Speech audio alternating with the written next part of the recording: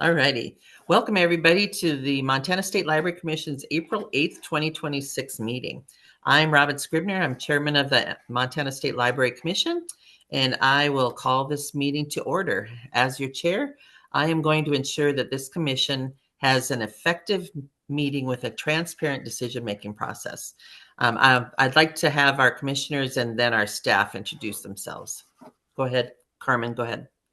I'm Carmen Cuthbertson, commission member from Kalispell.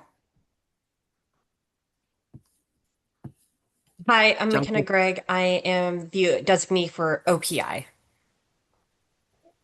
I'm Peggy Taylor. I'm commissioner coming from Bozeman today. I'm Tom Burnett. I reside in Bozeman. Chris Goss. I'm at Helena College, University of Montana. And has Tammy come on yet, Jenny? No. Okay. All right. Go ahead, staff. I'm Jenny Stepp. I'm the Montana State Librarian. Okay. Is there anybody else that we need to have introduce themselves, Jenny? I don't think so. I think we can go ahead and get started. All righty. Are there any changes or additions to the agenda? Okay, seeing as there are none, I'll go right ahead. If we have any questions about Robert's rules, Commissioner Chris Goss, who I prefer to be at my side, has agreed to help us. It's tough. It'll be tough to see his eyes during our meeting here. We'll figure it out. Yeah, we will. Okay, another reminder for struggling to rephrase a motion, which we sometimes have a problem with. I, as chair, may allow a discussion on how the motion should be phrased. Not in all motions, but using my discretion, I may allow a limited discussion in the phrasing of the motion. To be respectful of everyone's time and ours, I'd like to ask that informal presentations be no more than 10 minutes. Public comments will be limited to 3 minutes, using my discretion to allow more. Okay, we will now... I believe, Jenny, are we going to recognize somebody? Yes. Okay. Can I say something? I now want to recognize a man who is willing to help us out, puts up with our shenanigans, and is very knowledgeable about his job and computers. Mike Lighthizer has been with us for 5 years. Go ahead, Jenny. Thanks. And I'm going to invite Lee Fossum, his supervisor, to recognize Mike. Oh, great. Thanks, Lee. Thank you, everybody. Can you hear me okay? Yes. Yes. Thanks very much. It has been my absolute pleasure to recognize Mike for his 5 years of service. He's been a great add to the team here. Always willing to dive in and lend a hand. And, you know, I just don't have enough good things to say about him. I have too many, in fact. They all just kind of jumble together. So well done, Mike. Thank you, sir. Mm-hmm. And I will echo what both Robin and Lee said. Mike is just such a pleasure. He's always willing to lend a hand. He's a go-to guy when we really need him in a pinch. And Mike, we're just so grateful to have you on our team. Thank you so much. I am grateful to be on this team, and the pleasure really is all mine. And I just really enjoy such a wonderful group of people. Both on the staff of the library and in the leadership and on the commission and everything. You guys are always just wonderful to be around and to work with. So again, the pleasure's mine, and I really appreciate the recognition. Okay, thanks, Mike. We appreciate you. And Tammy will second my opinion. And Tammy is here now. Yes, I do. All righty. Yes, I do. Go ahead and introduce yourself, Tammy. Oh, sorry. This is Tammy Hall from Bozeman, Montana.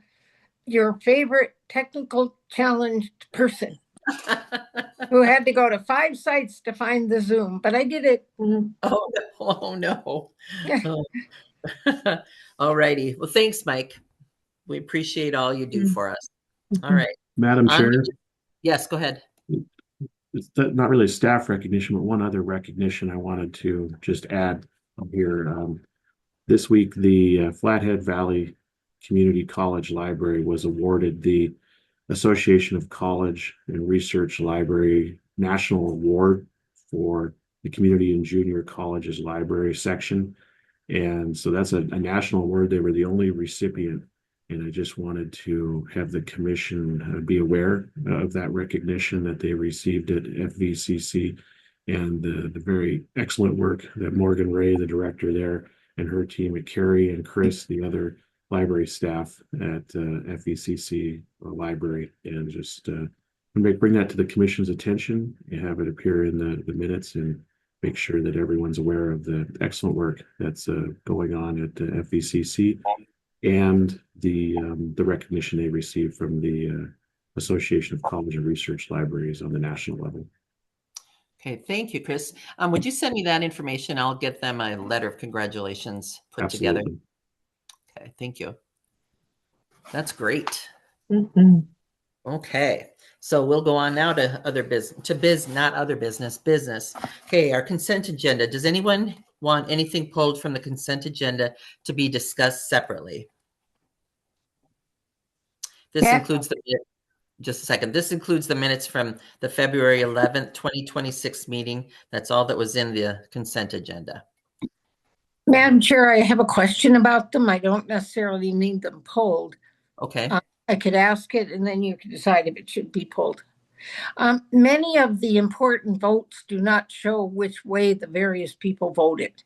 It just says 4 nays or 3 whatever. And I think it's imperative that the minutes reflect who voted which way, especially if it's not unanimous. I think if it's unanimous, it obviously doesn't need it, but it really has to reflect who voted which way.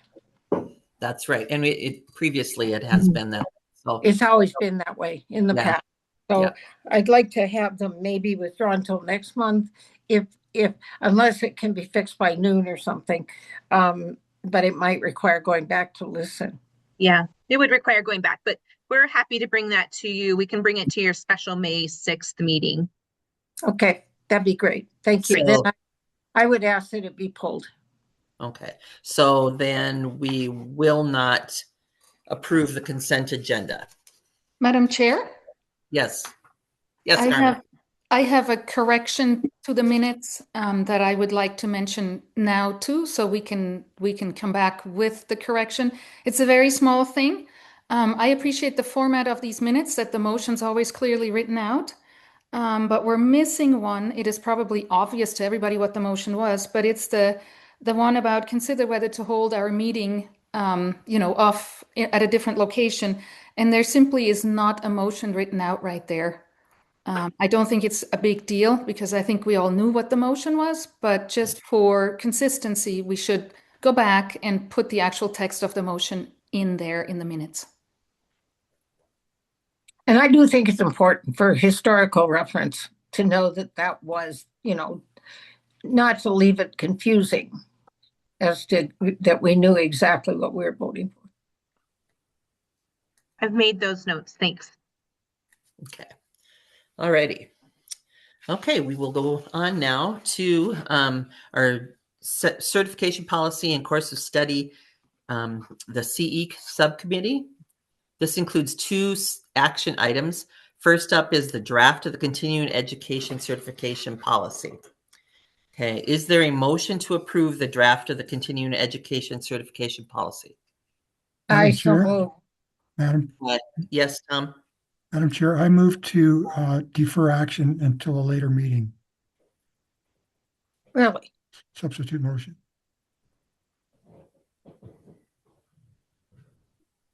Can I ask why, is that proper, Chris? To ask why or no? Yeah, absolutely. I think there's a. Yes, Okay. I'd be glad I to. think Commissioner Hall had moved to adopt, and so there Right. wasn't a second there. Commissioner Burnett is asking that there will be a deferral of that, and so we don't have a second. Was So there we need a second to my motion first, if there is one. So we need to. Okay, pause. so we have a motion and we need a second, and then we'll take on your deferral, Tom. I'll second the motion. Okay, McKenna. Give me 1 second for my explanation here. Okay.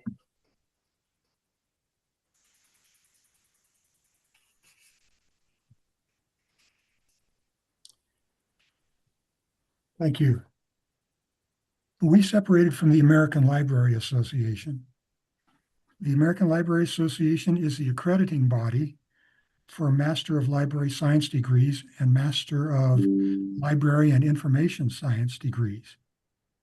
ALA accreditation standards for MLIS programs, quote, heavily prioritize diversity, equity, and inclusion, EDI or DEI, across curriculum, faculty recruitment, and student services. Programs must demonstrate a commitment to serving diverse populations, ensuring curriculum reflects multicultural needs, and foster an environment that recruits, supports, and graduates students and faculty from diverse backgrounds. That's an AI overview. These standards are up for review this spring and place increased emphasis on explicitly incorporating these DEI/EDI concepts across all aspects of the institution. The U.S. Department of Education is currently investigating 50 universities for alleged civil rights violations related to DEI programs, including several with prominent MLIS programs such as University of Washington, University of Maryland, University of Michigan, and Rutgers University. DEI commitments contradict our commission's goal, which is to do away with DEI. The committee's draft rules would accept MLS and MLIS degrees for certification and credit. Changes to our certification rules should wait until the investigation is complete, at least. Regardless of the outcome of the investigation, this commission may wish to direct staff to provide courses that rebut DEI theory. If ALA accredited MLIS degrees are to be accepted, applicants should also show competency in practices and conceptual knowledge that counter the DEI teachings infused in degree programs. This is how to begin to combat ideological conformity. Thank you, Madam Chair. Okay. So we need to go ahead and, May I respond to Tom's? yeah, go ahead, Tammy. Okay. Does my motion need a second before discussion? Chris? Madam Chair, it's a matter of that's considered a substitute motion. If that's the intent of Commissioner Burnett, then there would need to be a second to that substitute motion to delay action on the certification policy until such time as I guess if I'm understanding correctly, such time as the Department of Education has completed its investigation into these matters. And so that would be, in essence, an indefinite delay. We would need to see if there's a second to that substitute motion, if I'm restating the commissioner's intent correctly. May I ask again what the exact wording of that substitute motion was, please? My motion is to defer action on accepting the subcommittee's recommendations on continuing education and certification indefinitely. So that puts this whole process that they've been working on in limbo, correct? But it could be acted on as soon as the next meeting or the meeting after that. So there's no time. It doesn't infer a necessarily long time span. I'm not clear on your motion because your motion does not explain why you want to delay it.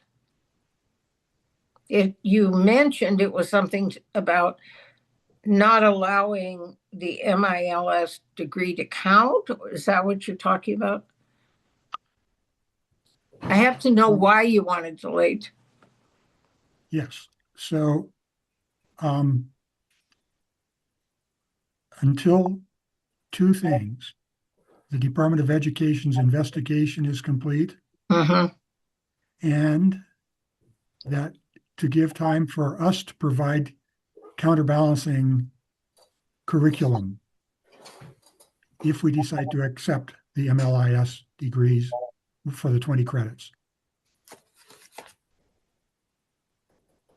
Which would not be the case after June.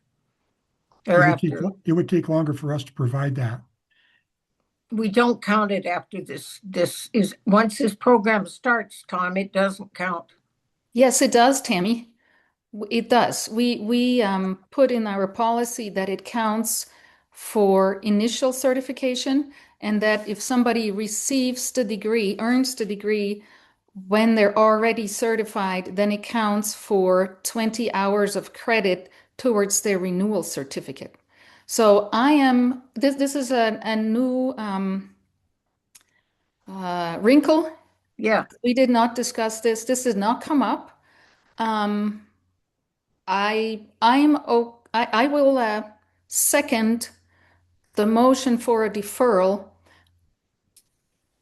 I don't want to put a timeline on it. I think just referring it back to committee, I can support that. So I will second Tom's motion. And I'm okay with the committee once again going over this. If we're going to do it, we need to get it right. I know this is disappointing because we're on a timeline, but the timeline is not going to determine my vote over the content of the policy. I want the policy to be really good. And as this is something new, I will vote to defer this and to refer it back to the committee, and we'll go over it one more time with this new concern in mind. Madam Chair, do you have a superseding motion substitute to delay action here, and continued discussion on that motion now that it's been seconded? Okay. Well, I'd like to talk about the motion. I'm torn like Carmen. I want to get it right. My concern was that we were clear to say that until June, until anybody who was in the program already getting their degree, or it was already completed, they could have that apply for the 20 credits. If it's not clear that that doesn't end with the start of this program, then I think that needs to be clarified. I would point out that not all of our people, most of them do, but they don't all get their library science masters from the ALS program. They get it from other universities, not in Montana, but they do get it from others.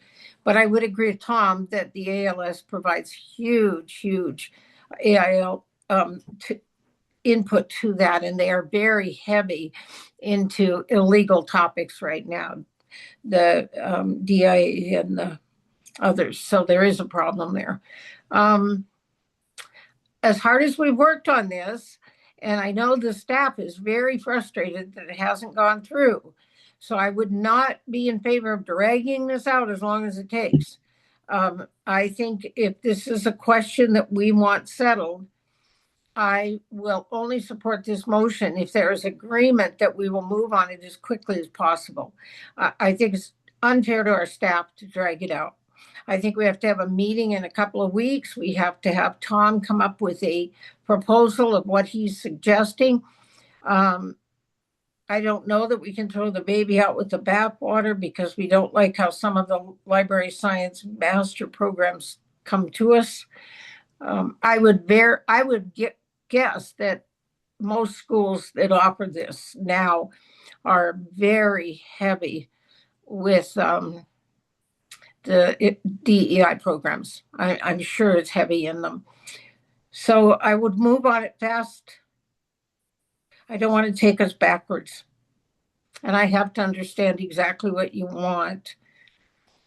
And I wouldn't do it indefinitely. We've done too much work and the staff is ready. And I think we have a pretty good program ready. What we wanted to do was get rid of the silliness and the unprofessional classes, weed those out, get serious classes that were objective and followed the needs of the librarians. And I really believe this committee has done that. So this is one small aspect of it. And I would be willing to wait, but not I would want us to hold a meeting sometime in the next month or two and move on with this.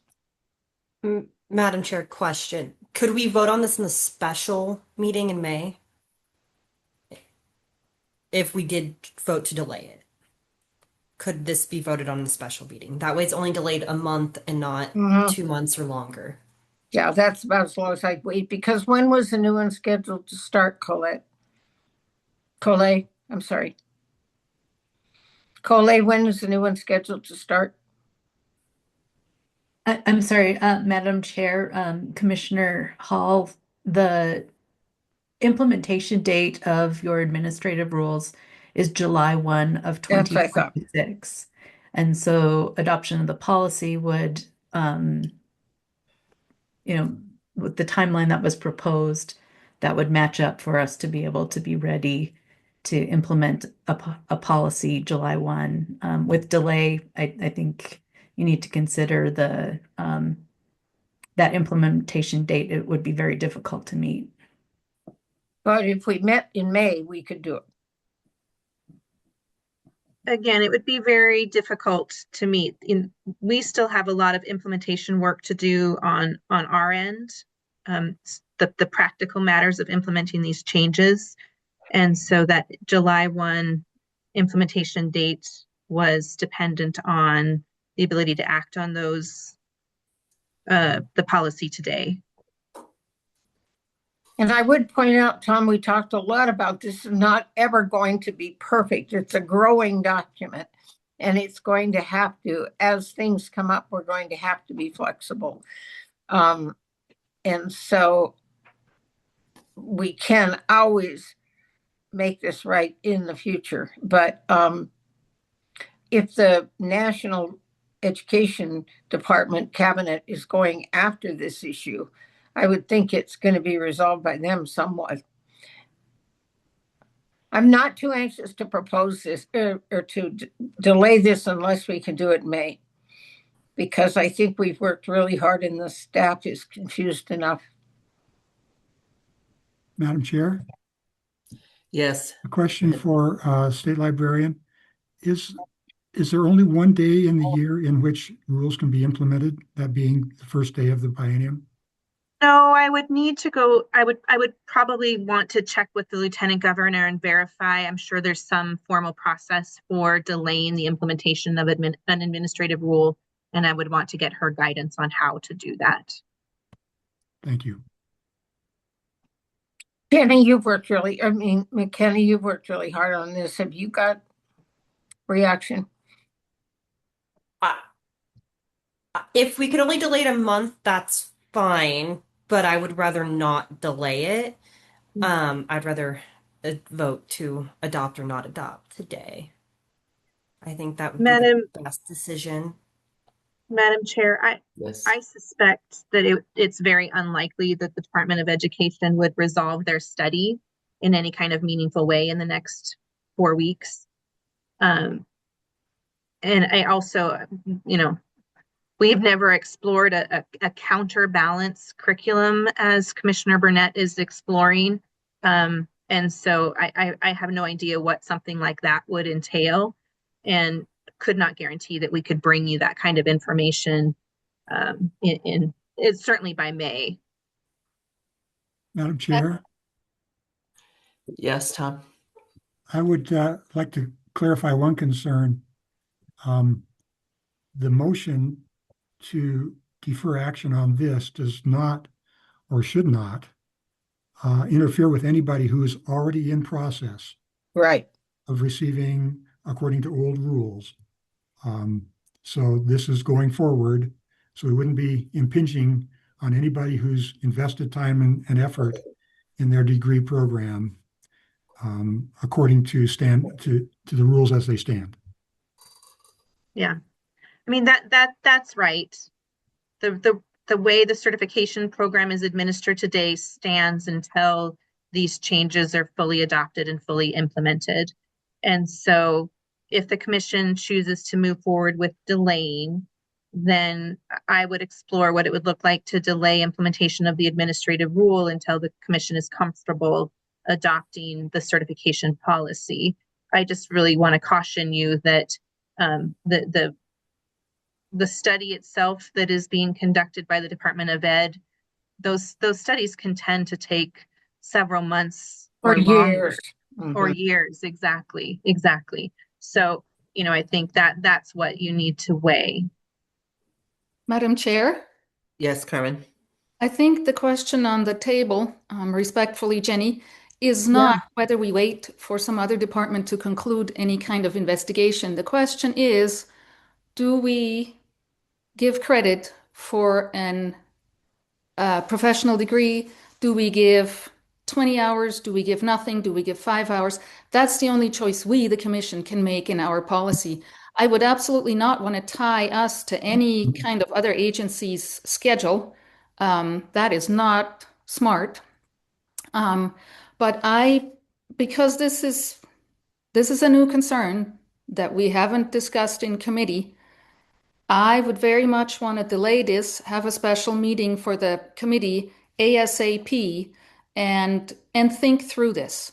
And I think Colette and Tracy are always excellent sounding boards for any kind of problems or ideas that at least I have come up with, and have steered us well. But this is a new thought. And Tammy, you seem to be under the impression that with the new system, we do not give any credit for the degree anymore. That is not true.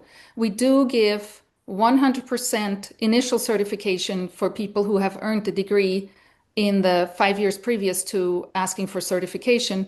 And we still give 20 credits towards the renewal in our new policy. So we are accepting that degree. To me, that's the decision that we need to discuss. The committee thought this was fine. I never thought about the fact that we, the commission, formally separated from ALA and also are under an obligation now not to promote DEI. And if we do that by accepting these degrees, then we need to just think that through. So, point of order, actually. Chris, do we need to first vote on the motion that has been seconded to pass this policy and then vote on the motion to defer it? Or how do we handle this voting wise right now? Commissioner, you seconded the substitute motion to defer action. And so that is the motion now pending before the commission. And so that motion would need to be disposed of one way or the other. And if it were to pass, then the matter of the policy would be delayed until it was added to a subsequent commission agenda. If that substitute motion were to fail, then we'd be back to the original motion of approving the policy as presented. Thank you. Madam Chair. Yes. I do want to clarify that I don't think this is that much of a new item. We've had this discussion a great deal. In fairness to our librarians presently, we agreed that they've already gone through these programs. They've already earned this degree. They had to have it for it to account. And it had to have been earned within the last 5 years. I think it's totally inappropriate for us to go back and decide something that they've already earned is not worthy. I think that's just unfair. For whatever reason we decide. I think the question becomes, would we accept those programs that are not complete towards the 20 credits if they are obtained after July 20th?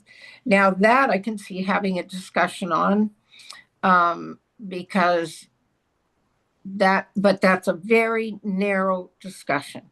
And I would not be comfortable at all with this motion because I think it's way too big. I'm not clear at all.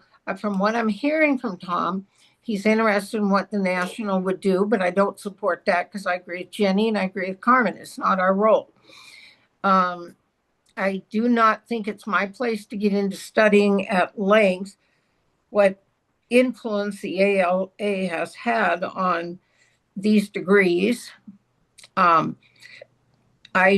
I would be very comfortable if we delayed to make one decision, and that decision be that we say the degree, any degree in Master's of Science of Library Science has to be completed before June 1 and will count for the 20 credits, but after that would not. I might consider that, but I will not take apart anybody's program they've already gone through or take apart individual programs for the future. I think we're getting ourselves way into things that are not our business. So if that was clear, I would do it. Otherwise, I think we just have to do this. Madam Chair, Yes, Carmen. I think Tammy, that's exactly what we need to think about in the committee is one thing. whether we did right with our giving credits and how many credits for the degree. That's the only thing we can discuss and we can make a decision on as the commission is what goes into our certification policy and thinking again about that degree. I am in favor of, because this is something new that I would want to think through in the committee. I would want to do it ASAP because I really don't want to delay our adoption timeline and have Jenny go through that, an amendment to the administrative rules that we've already passed. I'm learning a lesson here. In the future, I will advocate for a longer schedule with more delays in it because now I'm realizing how many details go into making a policy like this. There's a lot of back and forth, and we had those public input meetings, which were excellent. A lot of stuff came up that I personally had not thought about. This is another one like those. It's another thing I had not thought about that Tom has brought up. I think we need to be really thorough and we need to take this into account. But the only thing we can look at is how much credit do we give for the professional degree? That's the only question we need. That's the only question. Address. And I'm in favor of doing that in the committee and then coming back to the commission one more time.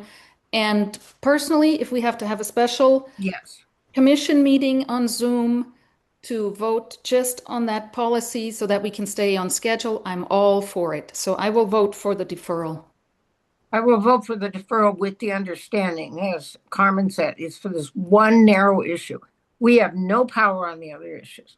Whether we allow these degrees to replace the 20 credits after June 1st. That's it. And, but I too would not defer this. We've worked on this now for over 6 months and we have worked on it dozens and dozens of committees. So I would do that, Tom. And if that's acceptance to what you want, I would want that clarified in the motion. I wouldn't want you to think we're going about it with other things while that's all we're doing. So as long as it's clear, otherwise I would vote today. But Madam Chair. Yes, Chris.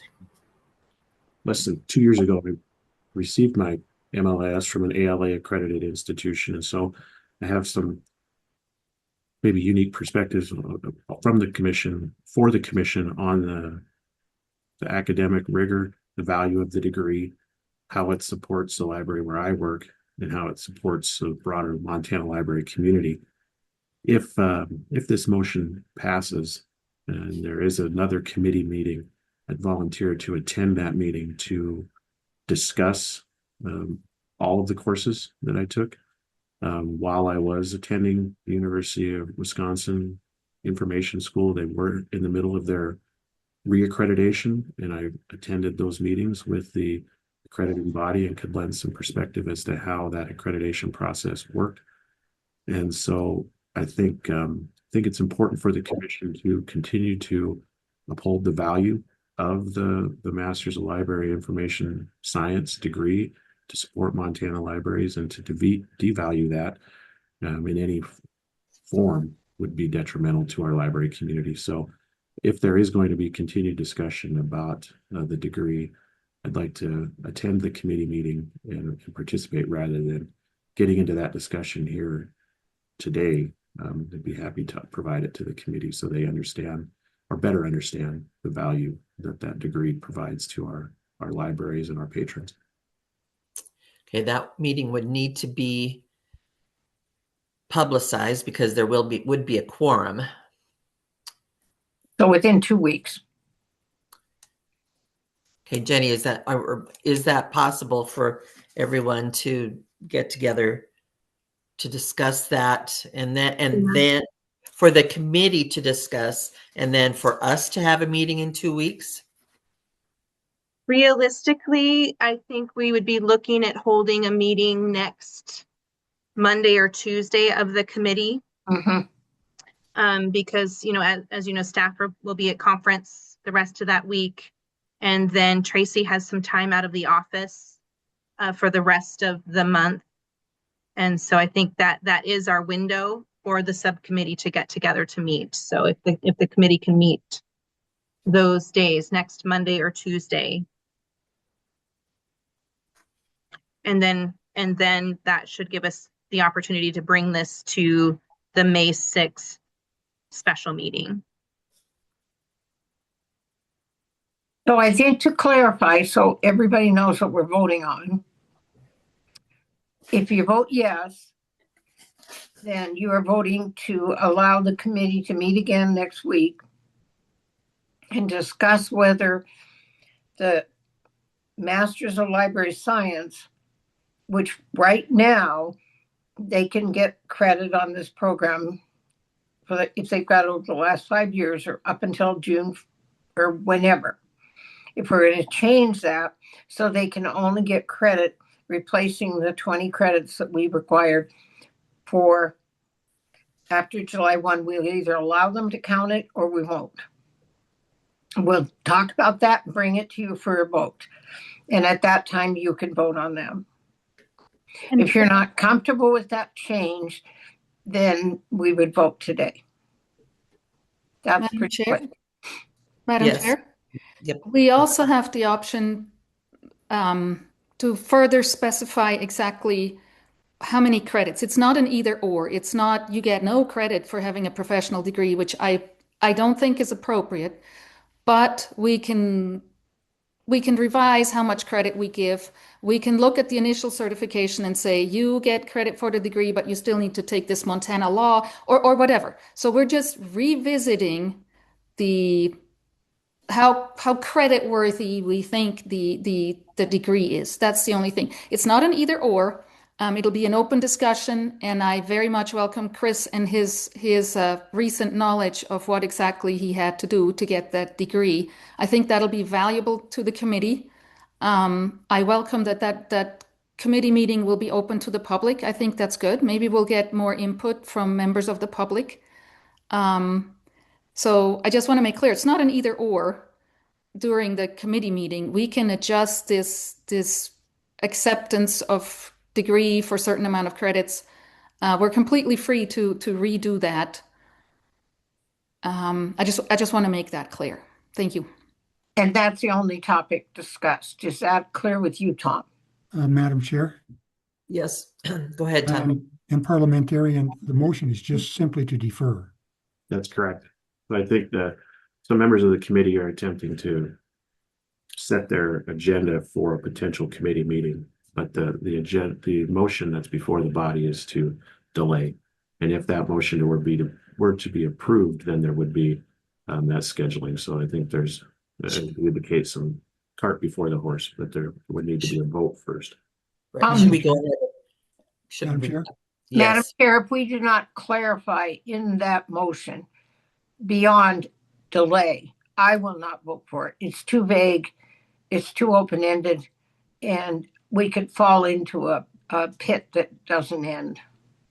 I think the motion has to be very clearly understood that we are going to be studying at length how to make the Library of Science Masters fit into our accreditation. Could that be an amendment to the motion? Or It could substitute be. motions? Can substitute We could motions be defeat amended? yours. We could defeat. I would recommend defeating yours and then placing another one. I think it's cleaner, but I would not personally vote just to open it up. Madam Okay. Chair, Okay. Yes, Carmen. to speak to that, I completely trust the committee to be reasonable and finish this discussion. I'm comfortable with just voting for deferral. I don't think anybody on the committee has any any intent to completely destroy this effort that has been made to get to a good policy. So I have no concerns about simply deferring it, because I trust the committee that we will work diligently to come to a good conclusion here. So I don't need it limited or anything else. I think we're all of the same mind on the committee that we want to do this within the original timeline, and we know that we can't drag this. We don't want to drag this out another year and a half. We want to get this done. So I have no concern about simply voting for deferral.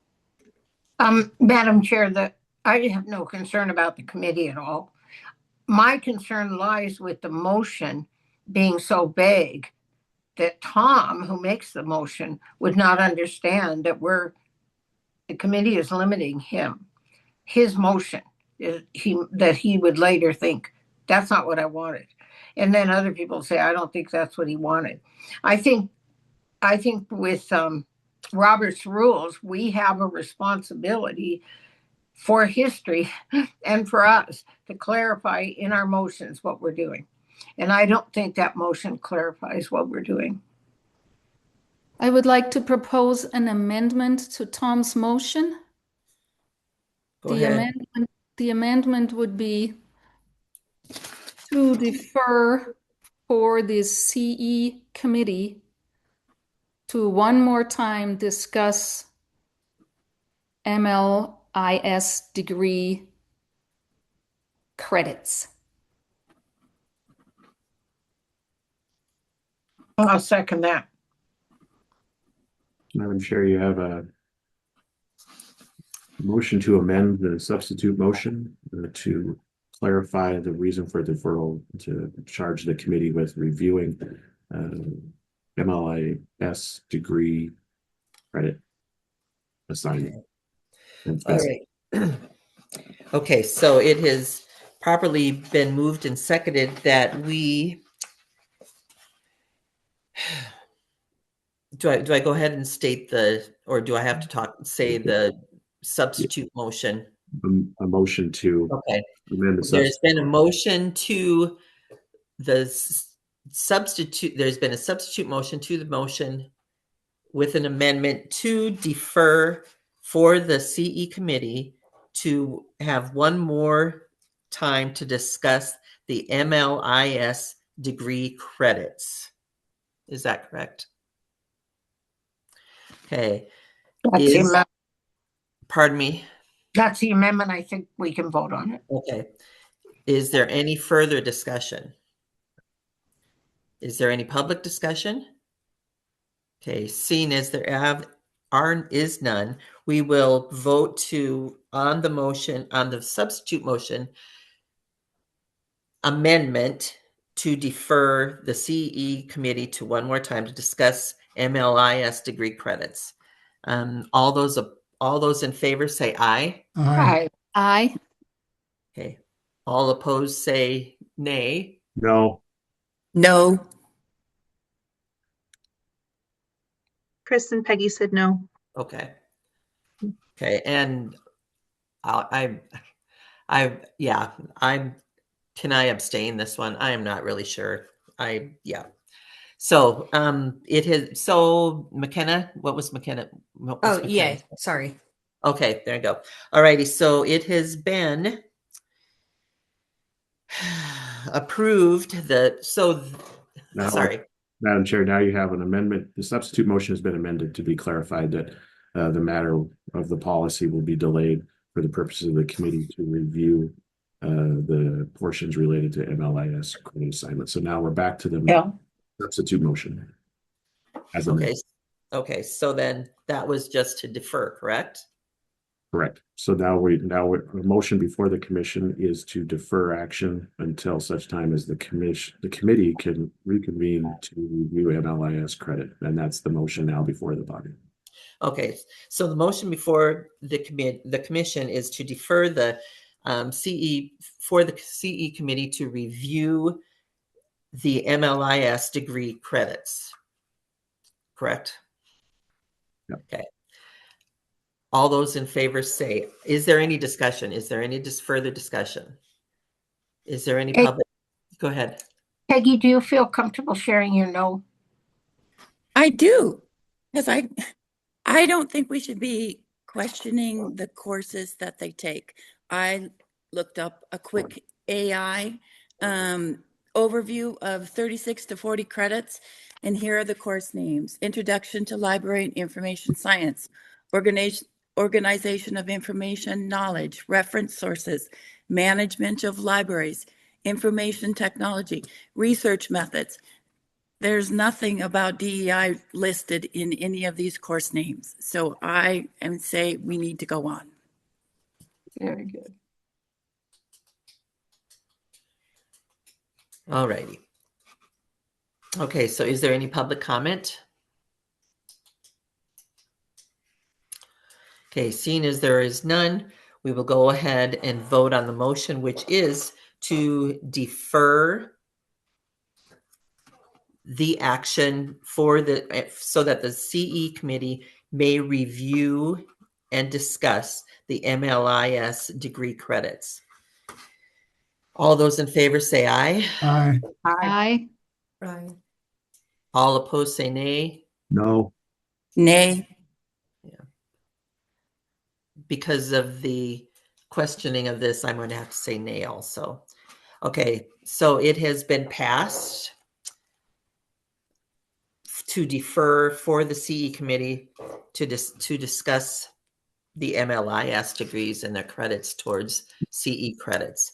Alrighty, so now we're going to need to go ahead and address the draft of the course of study. Is there a motion to approve the draft of the course of study of CE credits? Can we do the one without the other? Probably not. I don't think so. I think we have to. I think we have to delay that motion until the other is confirmed in May. Okay, so it may be before May. The committee will probably meet the beginning of next week, and then we'll bring it to you for special meeting. And then we can do both. That's what I would think. Right. Okay, so Chris, yes. Madam Chair, question? Yes. For clarity, the policy is something that is in our timeline and needs to be voted on in a timely fashion and passed. Is my understanding that the course of study is not crucial to that timeline? Jenny, can you tell me if I'm correct in that assessment? The course of study is more of an internal document like the course catalog, which we can easily adjust anytime. Because the course of study is referenced in the administrative rules that are due to take effect on July 1, I do think they are timely. Okay, thank you. Yeah. Okay, so we will need to have a vote on, someone will have to make a motion to defer this also. I would move to defer this. Well, just a second, Tammy. Chris, go ahead and tell us. Yeah, Madam Chair, I think you could just say if there's no objection, we'll delay the course of study until the certification policy is placed. Great. Okay, if there is no objection, we will go ahead and delay or defer the decision on the draft of the course of study.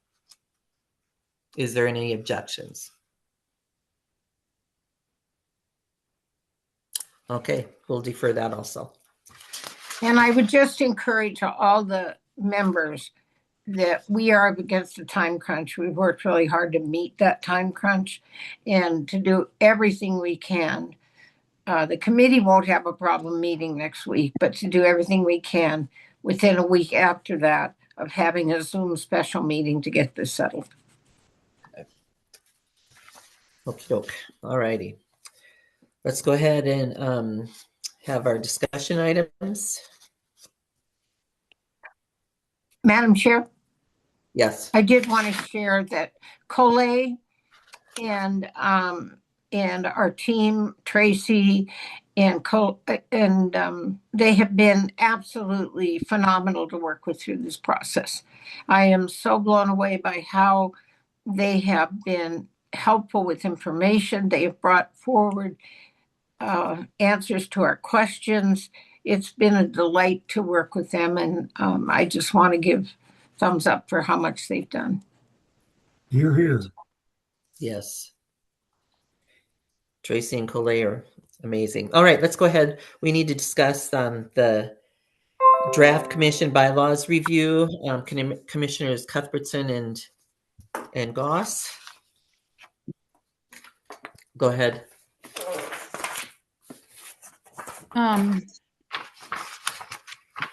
Okay, I proposed wording to create a standing certification committee, since we now are taking a different role in this certification program. It's under 7 subcommittees and work groups, 7C. You see all the underlined text there is brand new. One specific question I had for others on the commission. Do we need to mention who else is on this certification committee as far as staff is concerned? It's not consistent with regard to the other standing committees. Some mention what staff person might be on that committee in addition to commissioners.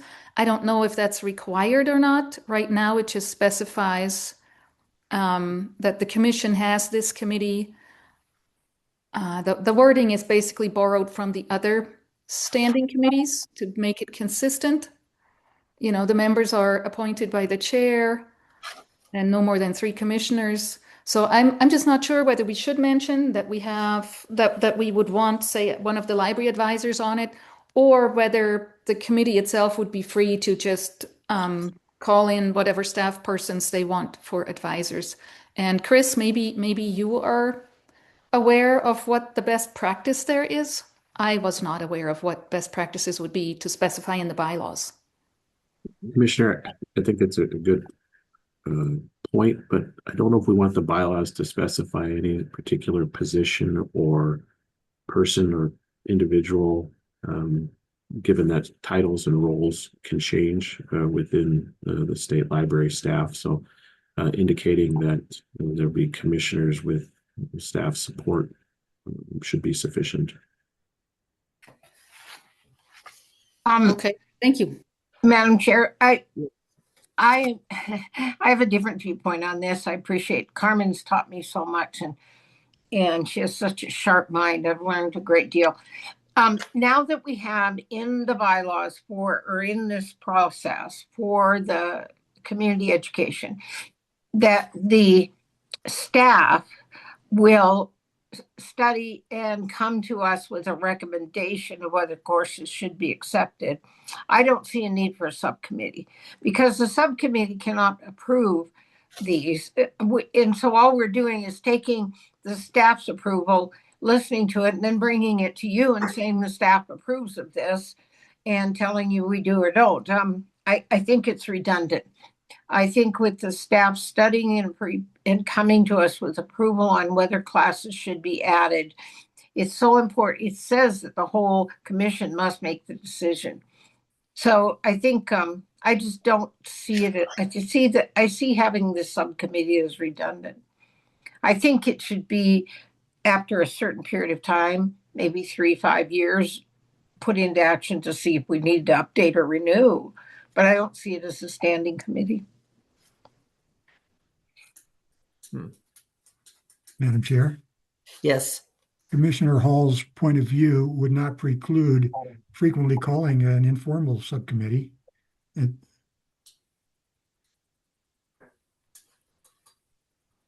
No.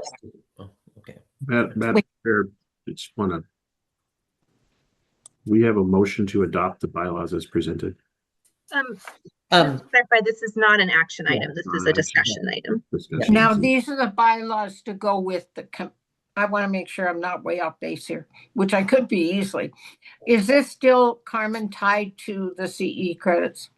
Not at all, Tammy. This is a Okay. yearly review of our bylaws that we're supposed to do every year. And we've got 2 changes in here. One was the idea of a standing certification committee, and the other is the concept of making sure that we travel around the state once a year to a meeting at a library somewhere in our state. So we have those two changes, and these are just part of our yearly review of the bylaws.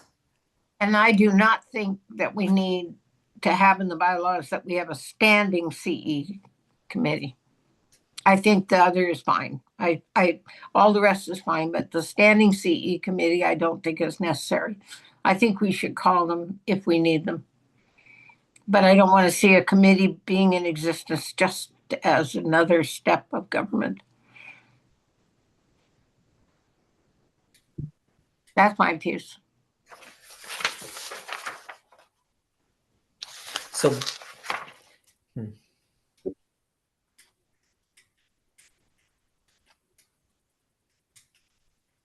is there any further discussion about this? What is? Go ahead, Tom. Chair? Yep. I'd like to ask Commissioner Cuthbertson if she sees benefit in having the standing committee. We discussed, I think, at our last meeting to consider doing this because the committee would have two jobs. One is that continuous looking at new suggestions for the course catalog, which will go through the staff as a first review. We established that during our committee meetings that the staff would review the incoming proposals for new courses to be added to the course catalog. The second job that we're assigning to this committee in this proposal to be added to the bylaws is that such a committee annually reviews the course of study. And that's the framework, that specifies you need to take X credits in law and so many credits in this topic and this topic and this topic. So those are the two jobs that this committee would do. I still find that worthwhile, which is why I suggest this. I understand Commissioner Hall's point of view about the course catalog, because it is true that additions to the course catalog would come first filtered through staff. I don't know how important other commissioners think it is to annually review the course of study, but I think we've specified this annual review in our policy, I believe, as it stands right now, or even in the administrative rules. I'm not sure which document now contains that the commission annually reviews that. So if we have a committee in place to go over it first, that might be, in my opinion, would be a good idea to have the committee go over it first before it comes to the whole commission, so the whole commission doesn't have to discuss the entire course of study once a year. But okay. I'm open to other opinions about this. I would vote to have this standing committee at this point. I also want to mention if we review, as is our job, the bylaws every year, there's nothing to stop future commissions from saying, well, this standing committee is not really useful. Let's abolish it again. So future commissions could certainly do that in their yearly bylaw review. So I would like to try it. I would vote to add this to our bylaws at this point. Okay. Madam Chair, I would remove my concern. I agree with what Carmen's saying. I think it is all new and it's important to stay on top of the newness. And it's been a very enlightening, eye-opening committee. So I'm not opposed to having it continue for now. Like Commissioner Culbertson said, we can drop it. Okay. All righty. Anyone else have any concerns about either of the changes in our bylaws? Okay, if not, we're going to go ahead, Jenny. She's going to share with us the procedure to review staff job descriptions. Great. The Personnel Committee had requested information regarding the process for our review and updating of job descriptions. And so Sharon and I worked on a memo to the commission that provides that information to you. It describes the purpose of the job descriptions, when changes to the job descriptions are necessary, and the fact that should those changes result in changes or consideration of the classification of a job description, that work is forwarded to the State Human Resources Division for classification. So I'm happy to answer any questions and want to confirm that this satisfies the commission's interest in understanding that process. Madam Chair? Go ahead. Yes. Thank you, Jenny, for that document. I think that's, to me, was eye-opening. One question I have, how often does something actually need to be changed or adjusted? Very, very infrequently. Okay, thank you. Certainly less than annually, and often less than every few years at the most. Thank you. All righty. Okay, Commissioners Cuthbertson and Goss will give us a little presentation on objectivity in libraries. Excuse me, we need to have this completed by 10:15. We do have Matt Sheehan, is that how you pronounce it? Okay. He's a geospatial and artificial intelligence specialist going to join us. Madam Chair, Yes. I'm selfishly here. I had an item I wanted to discuss. I had written that I wanted to add an item about That'll come under other business, and Tammy. okay, I wanted to. That's at put the it end in. of the meeting. Yeah, Okay. at the end of the meeting. Yes. So go ahead. Let's talk about objectivity in libraries.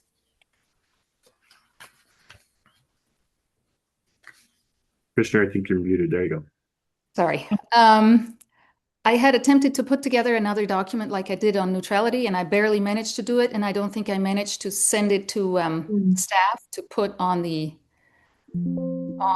screen. Or did I manage to send it? I have not seen anything, Carmen. Okay, so then I didn't. Okay, we'll just do it verbally then. So last commission meeting, we discussed neutrality, and Commissioner Goss said we should, in a similar vein, discuss objectivity. So I'm starting once again with a dictionary definition. Objectivity is the state of being objective, which means not influenced by emotion or opinion. And emotion and opinion are items that reside inside an individual. They're not something in the outside objective world. So not influenced by emotion or opinion, and based on, objective means based on observed evidence or measurable data, which are things that reside outside of an individual. So examples of objectivity would be, it is 50 degrees in this room. Saying the same thing subjectively would be, this room is freezing, or somebody else, who's wearing a wool sweater would say, God, it's hot in here. That is subjective. Objectivity means you can measure it and it's not based on an internal state of an individual. The opposite of objectivity is, of course, subjectivity, being subjective, influenced by feelings, intuition, personal experience. In other words, subjective means the statement is based on factors that reside within an individual. So to kind of put it into one sentence, while one person may have one subjective experience and someone else another one, objective facts, objectivity, doesn't differ depending on who observes what's going on. So how do we relate this to libraries? My thought was, objectivity represents a professional librarian's commitment to providing balanced, neutral access to information, resisting political, ideological, and personal bias in collection development and services. And to me, that kind of commitment to objectivity ensures the intellectual freedom of library patrons. I asked myself the question whether librarian objectivity leads to library neutrality. Because like Chris suggested at our previous meeting, those two concepts, neutrality and objectivity, are really closely linked. Chris, do you have anything to add to start us off in a little bit of a discussion? Sure, and I think we have 10 minutes left, and given the list of courses that Commissioner Taylor noted that we complete in library school over the course of 3 years, 2 years, uh, 10 minutes left, a bit tricky to discuss these items, but I think what Commissioner Cuthbertson has presented is an accurate portrayal of objectivity, evidence-based, data-based, uh, decision making that's putting the interests of the patrons at the forefront of library operations. And I'm looking at the policy we recently rewrote here at the Helena College for our library operations, and it's taking into account the trends in library usage, the types of information that we need for the courses of study at the college or in a public library, the trends and interests of the patrons and those that have been requested, those books that have been checked out, those databases that are being utilized. Using that evidence, using those trends, using the feedback from the patrons, analyzing the economic realities in the community, the business needs, the workforce needs in the community, the social and community needs of the groups that are in the community. How can we manage the library to best meet those needs while also anticipating future needs and future preferences, future wants of those patrons? And so that's why last meeting, I emphasized the need for objectivity as at the forefront of library operations. And that's what librarians are doing every day, because the chief driver of all of this is how to maximize resources. Resources are finite, they're limited, and we have to make decisions about how to put those resources to best use to meet patron needs. And that means making difficult decisions while maintaining objectivity. And the best way to make those decisions is through evidence and data. And so that's why I think the overview provided by the commissioner makes a lot of sense. There is a link to the concept of neutrality, but you're not going to comply with the statutory obligations that we have as public employees in our libraries around the state to maintain neutrality, not to use public resources for political purposes, not to use resources for partisan purposes. That's in the law. No librarian is going to violate the law. No librarian is going to violate the law regarding those political operations with public resources, or the laws regarding obscenity with public resources. So you have to comply with the law, and you do so with the evidence and the data, the information you have to best serve the patrons that you have, but more importantly, and perhaps more importantly, the potential patrons, the patrons who are not yet in the library. How do we get them into the library, providing services, materials, resources that help expose them to the library and the excellent work that it's doing? And so that's where objectivity comes into play. And I think it's a good reminder for the commission to think about it in those terms when analyzing any business report, primarily in the most recent discussion, this certification policy. So think about it in those terms, and that's a glimpse of what we're doing as librarians each day.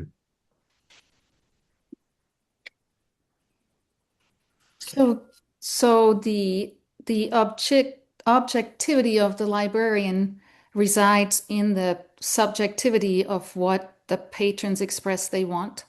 So there's no overarching objectivity that says my patrons primarily check out Trump books, so that's what they want to read. Based on the data, I will not buy an anti-Trump book.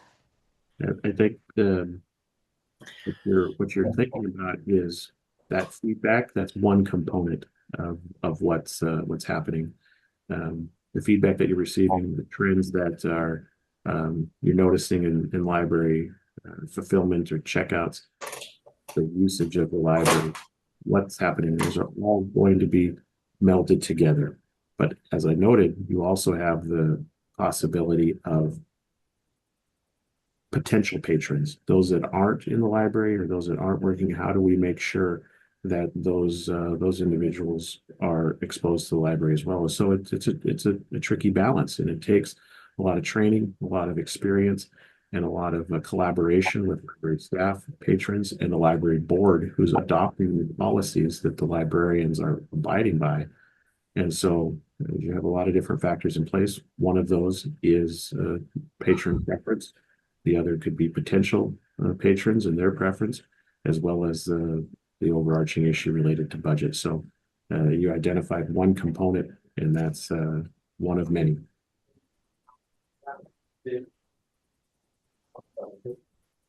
And I think we've seen that in our local library in the Flathead, that it's not a simple black and white thing, because we have in our local collection development policy also the word balanced, a balanced collection. And that may sometimes directly collide with what your patron records show gets checked out. So this question comes up, if all your patrons only want to check out one side, do you still provide access to the opposite side of the coin in order to have a balanced collection? And it comes down exactly to what Chris said, resources. Would you want to spend money on a book that would balance your collection that never gets checked out? So these questions are not black and white and not simple, and it's really healthy, in my opinion, that we're looking at this and just discussing these topics, because there's a lot of gray and a lot of decision making that needs to be made by the librarians locally. So good stuff. Yeah, it's a great discussion, one that we could continue for a while and see if any of other commissioners want to chime in here in the few minutes we have remaining. But going back to the purpose of libraries and the intellectual freedom component that you mentioned, intellectual freedom means the ability to explore other topics that might be related to an area of interest, the resources that are related. And so someone checking out the same thing, same areas over and over, or looking at those in the library without checking them out, may discover other things on the shelf similar. I know I've done it hundreds of times throughout my life. Well, that's an interesting related topic, related book, related resource. I can learn more about this maybe from another angle. And so that's comes back to the statutory obligation of a public library, our statutory obligation, the mission of the Library Commission, encouraging that personal enrichment and satisfying the curiosity of all of our Montanans.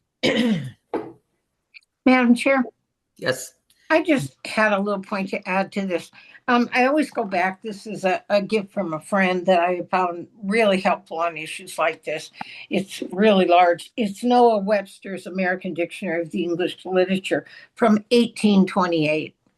And I always find it interesting to go back. There's 2 pages that are covered on the theme of objectivity, and they actually do not have that word. And the basis of all these words that they do have, object, objectiveness, objectable, objection, they all are framed very clearly on things we disagree with. That's what we know is I object. And so the word itself has a root of it that I object to this. So it's interesting to me that we're taking a word that traditionally by its basis means I object to this and trying to turn it into objectivity, which means I'm going to look at both sides, or I'm going to try to treat both sides. And you mentioned that we're willing objectivity. We should look at things in opposition. When you look up opposition, it refers you back to objection, that we're not in agreement. So I just wonder how much of that word in our mind, when we're asking for objectivity in our libraries, people are still thinking, I object to this. I mean, it's the wrong word. And I don't know how we take a basis of a word of objectivity and say, oh, now all of a sudden it means I'm going to look at both sides. I kind of like your neutrality better. I think it fits better. I'm going to try to have a neutral opinion and look at both sides. Balance.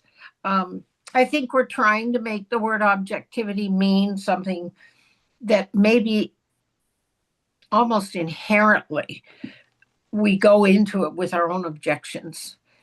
I think that's a given. I'm going to go into this with my own objections. And so when I say I'm going to objectively look at this, it means I'm going to, here's my objections, whether they're factual or emotional. And I'm going to now try to look at the other side, recognizing I have that whole section of objects in me, objectability in me. So it kind of opened my eyes to the fact that sometimes I think we need to be more honest with ourselves. And I think I've seen people do it very well. Maybe it's just a whole new word, and it's a word that now means something it didn't mean. But it's just an interesting fact. Okay, I need to interrupt here. Do we have Matt Sheehan online, Jenny?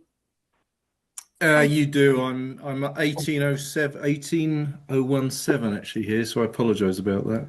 Oh no, you're fine. You're fine. Okay, so sorry, folks. We'll go ahead. I'd like to welcome Matt Sheehan. He is a geospatial and artificial intelligence specialist, and he's going to give us a presentation on artificial intelligence applications for GIS. Okay, first off, where's the accent from? Sorry, Matt. Oh, well, I'm in Salt Lake City, so you can tell I've got that Salt Lake City accent. No, That's just what I thought. Yep. So I'm not too far from you. I'm from the UK. I'm from England. Yeah, so okay. yeah, that's the accent. All right. Well, thanks for joining us. Go ahead.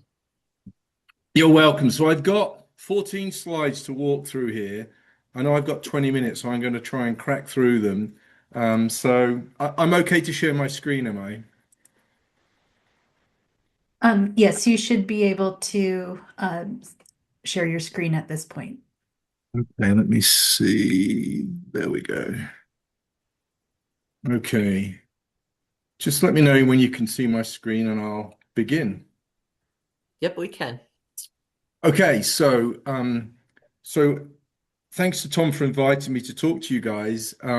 I told Tom, and I think you're expecting me, I'm going to give you a somewhat different perspective on the emerging world of GIS and geospatial, so hold on to your hats.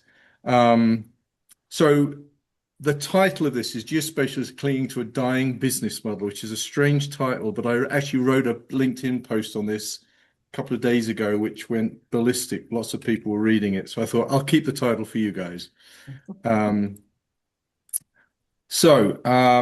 Just a tiny bit about me. 25-year industry veteran, came from the UK, did a master's degree at the University of Utah in GIS. First part of my career was in the technical world as a developer.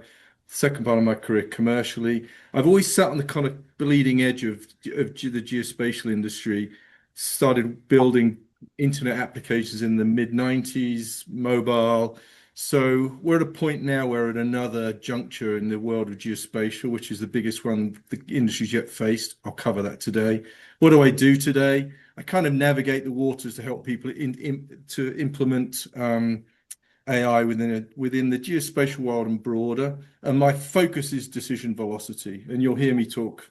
I introduce it here. You'll get me diving deeper into it as we go through. So moving forward. So my perspective on this is that the industry has, for the longest time, survived in a sort of a comfortable high margin bottleneck, which is the human in the loop. The industry is sort of centered around that expert in the middle. Again, we'll talk about that as we move through.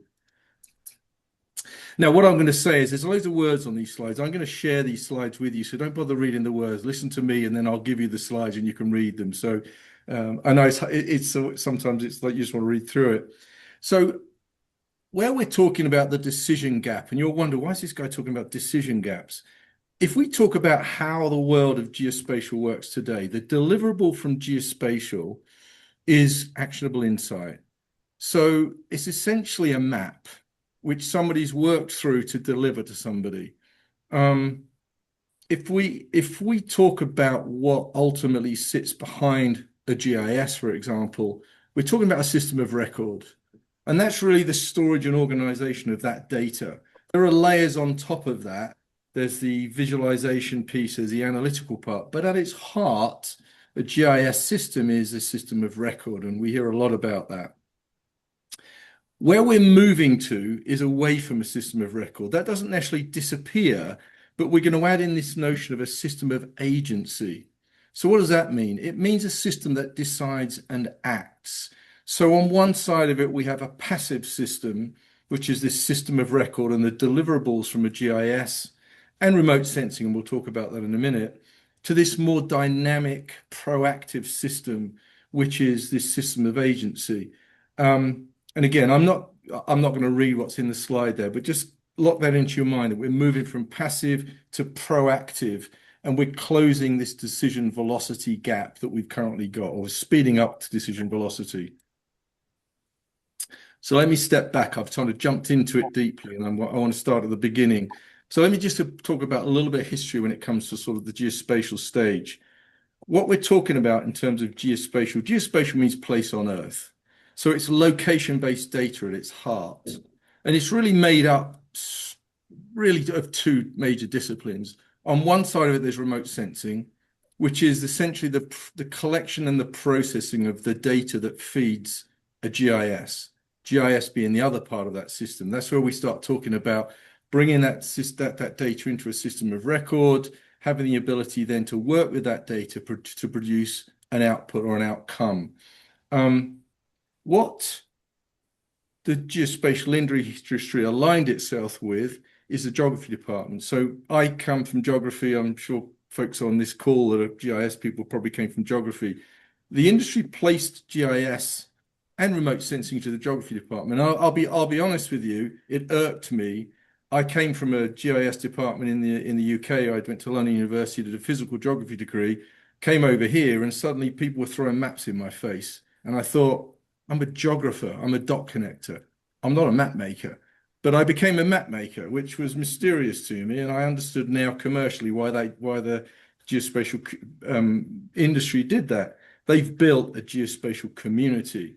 And if you ever go to the Esri conference in San Diego, there's 20,000 people, loyal Kool-Aid drinkers in that community, and many, many more. I don't mean that Kool-Aid reference negatively.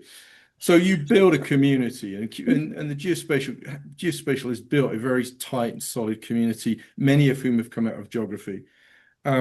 Maps have always been the marketing message that geospatial's promoted. If you ever look at, and again, I'll point at Esri a few times since they're the 800-pound gorilla in the GIS space, their marketing was all about maps. You need maps, maps, maps. And still their marketing is focused around maps, which is fine.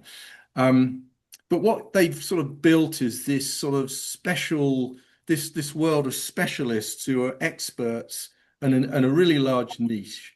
So when you talk about GIS and the geospatial industry, it's very focused in particular verticals, public sector and really in the sort of infrastructure world, you know, transportation, oil and gas, all of those sort of places. So it's very focused in particular verticals, and it's very focused in particular departments within verticals, GIS department, veg management department. So it's, again, I call it a large niche. It hasn't, and again, one of my 25 plus year irritations has been the value of the data is about people, places, and things. And it's narrowly used in a mapping centric world, which lessens, I think, its value. And that's really going to be where we'll be going to be talking about the evolution of this technology. So I've worked through the GIS and remote sensing world from, you know, we've moved from desktop to the web in the 90s. We got mobile in the 2000s. We got cloud, and we got to today. And today's the focus of this talk. Today is the biggest change in the geospatial world it's ever experienced, and it's going to be massively disruptive. So let's talk about the drivers of that, specifically in geospatial, of what that change is. And this is something I was kind of noticing 5-6 years ago. On the remote sensing side of the geospatial house, we now have this sensor revolution. So there's companies like Hexagon who build these enormous sensors. They've got a Swiss group that used to be camera makers. So they're building, them and others are building masses of these different sensors. So these are sensors that we can put on drones. We can put in. You'll notice the space industry is exploding because now we're putting these. We're launching these miniaturized satellites, and now we're orbiting Earth, and the private sector's got involved. So throughout, from orbit to fixed wing aeroplanes to helicopters to drones to land-based to under the ground, we have all this data that's coming in from all these different modalities. And when I say modalities, I mean it's not just imagery anymore. It's not just LiDAR anymore. It's not just hyperspectral anymore. It's a mass of these things. We've now got SAR, which is radar. What's the advantage of SAR? If you've got a satellite that's got SAR on it, this used to be only a military use of that technology, so complex. Now it's become available to all of us. It's radar which punches through clouds and doesn't care if it's nighttime. So guess what that means? We can now monitor 24/7 from Earth observation satellites. Changes the game. So we've got these new modalities, and we've now got this tsunami of data. We never had this before. If you look at the history of the sort of GIS industry, it still remains a sort of a two-dimensional world, vector data and imagery. That's changing rapidly because we've got all this new data. And we hear a lot of talk about digital twins and 3D and all this other stuff. These new data sources are new. So we're moving kind of away from 2D into this multi-modality, multi-dimensional data sources. Let's jump into artificial intelligence. That's kind of how I was introduced in this call, and I haven't touched on it yet. The other piece of the pie is artificial intelligence. And we hear a lot of, I would say, fear-mongering around AI, and quite rightly so. I'm not going to focus on the fear-mongering because when I came to America and I saw the internet in 1992 and started telling people about this amazing new technology where we're going to link all these computers together, the fear-mongering then was enormous. It was incredible how much noise there was pushing back against the internet. We sort of got the same with artificial intelligence. Certainly there's things we need to worry about, but on the plus side, which is going to be my focus here, there's a lot of amazing things that are going to happen thanks to artificial intelligence, and it's only just begun. So let me very quickly whack through the three things on the right-hand side there. Artificial intelligence is essentially, we hear a lot today about essentially the two things on the list there. Machine learning is the first one. So what is machine learning? Simply put, machine learning is task-oriented artificial intelligence. It means if you've ever read about, the difference between identify a cat and a dog from these pictures, that's machine learning, essentially. You train these models, these algorithms with tons and tons of pictures. At some point, it recognizes that's a cat, that's a dog. We can do the same with satellite imagery, for example. That's a house, that's a lake, that's a whatever it might be. So it's expensive. It's based around training these models, these artificial intelligence models, to do these very fixed tasks. So that's the first one, which is super important in the artificial intelligence world and very relevant in the geospatial world. The second one is large language models, and this is where we get into the generative AI world, the ChatGPTs of this world. That's new. That actually came from a research paper that Google wrote in, I think it was 2018, and it was all based around improving their translation algorithms. So a guy came up with an idea to use neural nets and artificial intelligence to improve that. That created something called a transformer, which again we don't need to go into, but they published that paper freely, and OpenAI realized, I think they were the first to realize, oh my gosh, we need to jump on this one. So the base of all this noise at the minute is these large language models. So what is a large language model? A large language model is text-based, and it's guessing the next word in a sentence. I'm trying to think of a good example of one. If you construct a sentence, I'm trying to think of something from like if you quote something from Matthew, is in the Bible would be the next word, the next guess word which it's comes from. So you're quoting something from the Bible, and then in that sentence you're saying in the book that's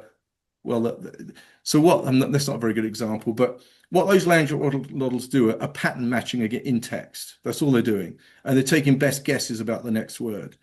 So when you hear about some of the challenges of large language getting things wrong is because they're guessing wrongly. But let's not overstate the importance of LLMs and large language models. They have an enormous place in our world, but that's not the end game. Where we're moving to is what we'll talk about in a minute is world models and reasoning engines. And these things are going to have a massive impact. This is the next phase of AI, and this is the next massive leap that the geospatial industry is going to be impacted by. And I'll talk about those in a minute. So my title was sort of a shocking title in some ways, but really what we're talking about now is all business models are in the midst of disruption, not just geospatial. Everything is in the midst of disruption.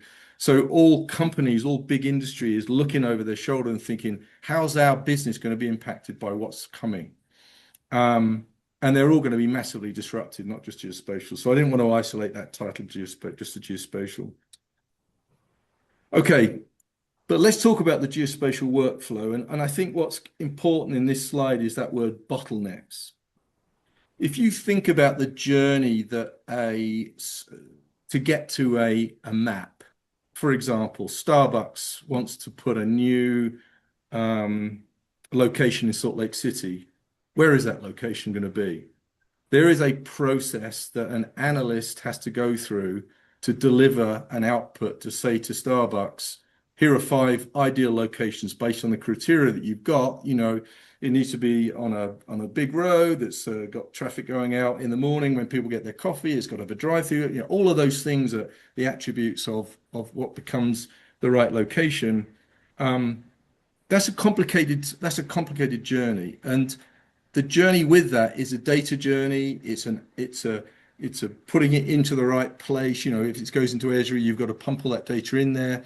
You've got to do the analysis. You've got to generate the output. So there are multiple bottlenecks in the journey to delivering that final map. So what is that map? What is a map then, ultimately? So we've spoken about the journey and the bottlenecks. So that term actionable insight, what does that actually mean? Because that's a deliverable. If you think about a map, again, the advertising, the marketing for the geospatial industry, the GIS industry is we deliver you actionable insight. Let me give you a very simple example about what that actually means. I'm in my house, I open my front door and I smell smoke. I walk out of my house and I see that my next door neighbor's house is on fire. I hear a scream from inside the house, there's somebody in the house. That's all context. So I've got the context. The insight is, oh my gosh, someone could be in danger here. I need to do something. That's insight. Insight is not decision making. Insight's the raw materials to make a decision. So in that analogy I just provided to you, what do I do next? Do I call the 911? Do I rush over there, put a ladder against the window and rush up there? What do I do next? There's a decision that has to be made, which is a critical life-saving decision. What geospatial delivers today in actionable insight are the raw materials to make a decision. That's it. Bear that in mind. So, Geo AI, I think you guys probably might thought I was going to focus on Geo AI. I am in this slide and that's it. So Geo AI is being used as a marketing term within the geospatial industry. It is the new buzzword. But what that term is doing is it's really protecting the old business model. And those 2 pictures I've got on the screen kind of illustrate quite nicely what that looks like. And I have actually put ArcGIS on that, sorry, Esri. They're doing this as the rest of the industry is doing. It's being used as another tool in the toolbox. So if you think about the business model currently, you have a login to a system. Could be ArcGIS Online, and again, I'll use Esri in this example. It could be a login to ArcGIS Online. It could be a login to ArcGIS Pro. But you log in, and that's what you pay for. You pay for this you really are buying a toolbox. And however much you pay in the Esri landscape is, you pay little for a few tools, you pay a lot for a lot of tools. But the person in the middle, that girl on the left there, is the most important person in the room because they're the ones that know how to work the tools. So Esri are telling the tools, They're just using GeoAI as another tool in the toolbox. That's it. It doesn't break their business model. It continues to be the same, except it speeds things up. It gives them new capabilities. So I think GeoAI is fantastic, but it doesn't break the old business model. Where the old business model is being broken is when you treat AI first. So instead of treating it as an add-on to what you've already got, it's the leading piece of the puzzle. And the implications of that are enormous. So when I start talking about the decision layer, and again, if you need to cut me off, I'm going to share this with you, so you can cut me off at any time. But I've only got like a few more slides to go. Why do I say that the next phase of these world models and decision engines and closing this decision latency gap, where we move away from all these bottlenecks? On the left, there are some of the projects that are happening at the moment. Fifi Lee started World Lab. She's called the godmother of AI. They have staggering amounts of money pouring into them. Again, worth your research time to look at those guys. Jan LeCun, he was the lead at Meta. He's called the godfather of AI. Goes back a long time, a really important person in the world of AI. He's just started a company called Ami, which means friend in French. He's French. Again, staggering amounts of money pouring in. Niantic Spatial used to be the Pokemon Go people, used to be owned by Google. They're building this world geospatial model. Google DeepMind have got their worlds team. There is money pouring into this area, and there's much conversation around it. So it's new, but it's the evolution of AI. On the right side, I'm not going to read those words to you, but I've introduced the idea of world models. World models are essentially, if you think about a digital twin in the geospatial context, a digital twin is a visual 3D representation of reality. It's no longer this abstract 2D map. It's a 3D version of reality. But in real terms, what use is that to us? It gives us context, but it's not much use to us. Suppose you added physics to a digital twin. Suppose that wall is an actual wall. Suppose you've got that gravity where things fall. That's a whole new game. And in the robot world, again, I'll give you an example. In the robot world, if you want to train a robot, you train a digital robot in a real environment. So I'll take a version of a building, for example, interior of a real building. I'll turn it into a world model, and then I'll train that robot to, if it hits that thing, it's a wall, go to the right, there's a doorway there. So you can train a robot to actually navigate a digital space, which is a world model, and then put it in that real space. It's already been trained on that. But that's the robot world. There are massive implications in the geospatial world. The most important one is world models allow us to run simulations. And I'll talk about that in a second. We can run what-if scenarios. That's huge. The reasoning engine piece is now you've run these what-if scenarios. Now you've understood this is a scenario that's unfolding in real time.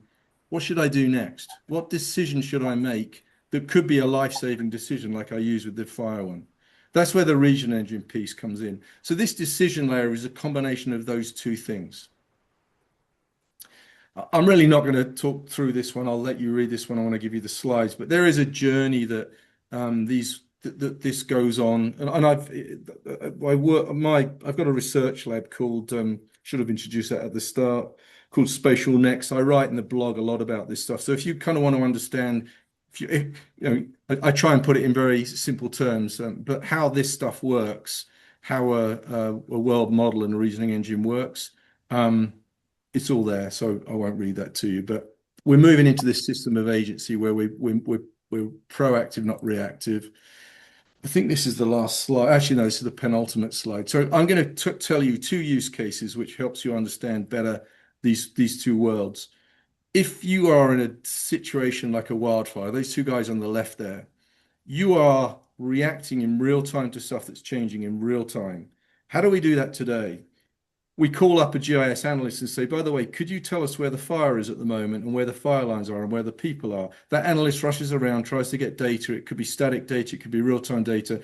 They assemble all the pieces and give these guys back actionable insight. They give them a map. How old is that map? It's a changing situation. What does that actionable insight tell those guys? Well, here's the evidence of things that could be happening or are happening or have happened. Now make a decision. That's not the best scenario to be in a life-threatening situation like that. You've got old data that's been delivered to you delayed, No fault of the GIS person. In the new world, you've got AI in the mix. So you've got all this data being fed into an AI. So the AI knows the wind just changed. The AI knows where your teams are currently trying to put the fire out. The AI knows where the town is that the towns that could be threatened by this are. The AI knows everything. So when something changes, the AI tells the firefighters in the field, and you can't read that. It says, wind change direction, recommend evacuating sector 3. So you're not any longer delivering actionable insight to people. You're actually, the system is providing you the recommendations of what to do next based on what's happening right now. That's a complete change in how we operate. And guess what data is feeding? We'll get to that in a second, is feeding that system geospatial data. So my last slide is the end. Is this the end of geospatial or only the very beginning? I'm the optimist, as I said. I look at AI as there's challenges with AI and there's a really brave future for AI. So we're not going to be delivering actual insight anymore because that's the world of bottlenecks. What we're going to be delivering to AI is, well, again, I'll read that. While the decision layer becomes the brain and nerves, geospatial will provide the blood. So geospatial is going to kind of disappear into the background. It's going to be like GPS. We use it. We don't need to know the technology. We don't need to promote it. We just use this stuff. So GIS and the data is the stuff that's going to feed these engines to allow them to do what I've just described. So it doesn't go away. It's important. Its importance cannot be overstated. You know, a body needs blood. But the stuff that we do today with geospatial is going away. The person in the middle is going away, which moves me to the last one. If there's GIS people on this call, they're probably thinking, oh my gosh, my career's at an end. Or, and I know Tom's going to ask me this question, what about people that are going to come into this world that are new, they're at university? Is this the end? You know, it's not, it's the beginning. There are two parts to the evolution of where we're talking here. The blood. We need geospatial experts who understand the blood. They're geospatial people. They know the data is complicated. That blood supply needs to be clean. It needs to be fed into the system. So there's a really big future in that side of the world, the infrastructure side, not the analytical side, not the generating the visualization, the visual side, but the analytical, the blood that feeds the system. The other thing, which I think is the most exciting thing, and I'll go back to what I said at the beginning, as a geographer, I am a passionate geographer. I'm a dot connector. I look at stuff and say, I live in the mouth, anyone that knows Salt Lake, I live in the mouth of Big Cottonwood Canyon, which is a V-shaped canyon. 2 miles away, there's a Little Cottonwood Canyon, which is U-shaped. They're completely different shapes. As a geographer, I look at that and think, why are they different shapes? What form those canyons? And we drive deeper into those questions. We're dot connectors. We understand things. We're not map makers. Maps are just a tool that we use to help us understand how the world works, how people move around. So I think that this move puts value back into the world of geography. It allows geographers to use their skills and move up the value chain. We move away from doing the hard, grafty, I was going to say donkey work, but the stuff that can be done by machines now, and we become part of the decision-making process, and we use our skills as geographers and geospatial folks to help make those decisions. So I use the word augmented here, and I'll finish on that note. Too many people talk about automation. Automation is part of the AI journey. The grunt work of processing data and not having to have a human in the loop to do that, that's automation. But at the end of the day, a decision and an action is a human part to this process. So AI augments us in that journey. Those firefighters that are in the field are being told, I recommend by a system, you do this. Now, we can override it and say, no, with all my years as a firefighter, I know that this is what we should do. But you've got a second brain in the room to help you. And that's our brave new world that we're entering. Done. Wow. That was a lot of information. It was. But you still basically are saying that we still need humans along with AI. Yes, we do. But not in a way that GeoAI is used today. It's not another tool in the toolbox. It is the lead. It's really the second brain in the room to help us make decisions. And I think that the important thing to understand is these systems are making decisions. Not we could apply this in the finance world. We could apply this in lots of different scenarios. It doesn't have to be a geospatial construct, so to speak. But in terms of making decisions based on the best information that comes in with a second brain to help us make those decisions, that's what this is. So it's the speed and accuracy of decision making that we're entering. Question. Right. How many people in the GIS field are doing things that are automatable right now?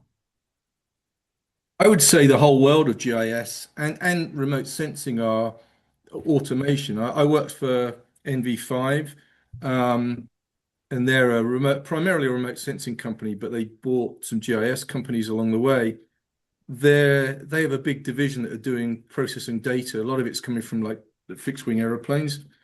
90% of that, no, actually 80% when I work there is now done by machines. So they've automated a whole chunk of stuff in processing that data.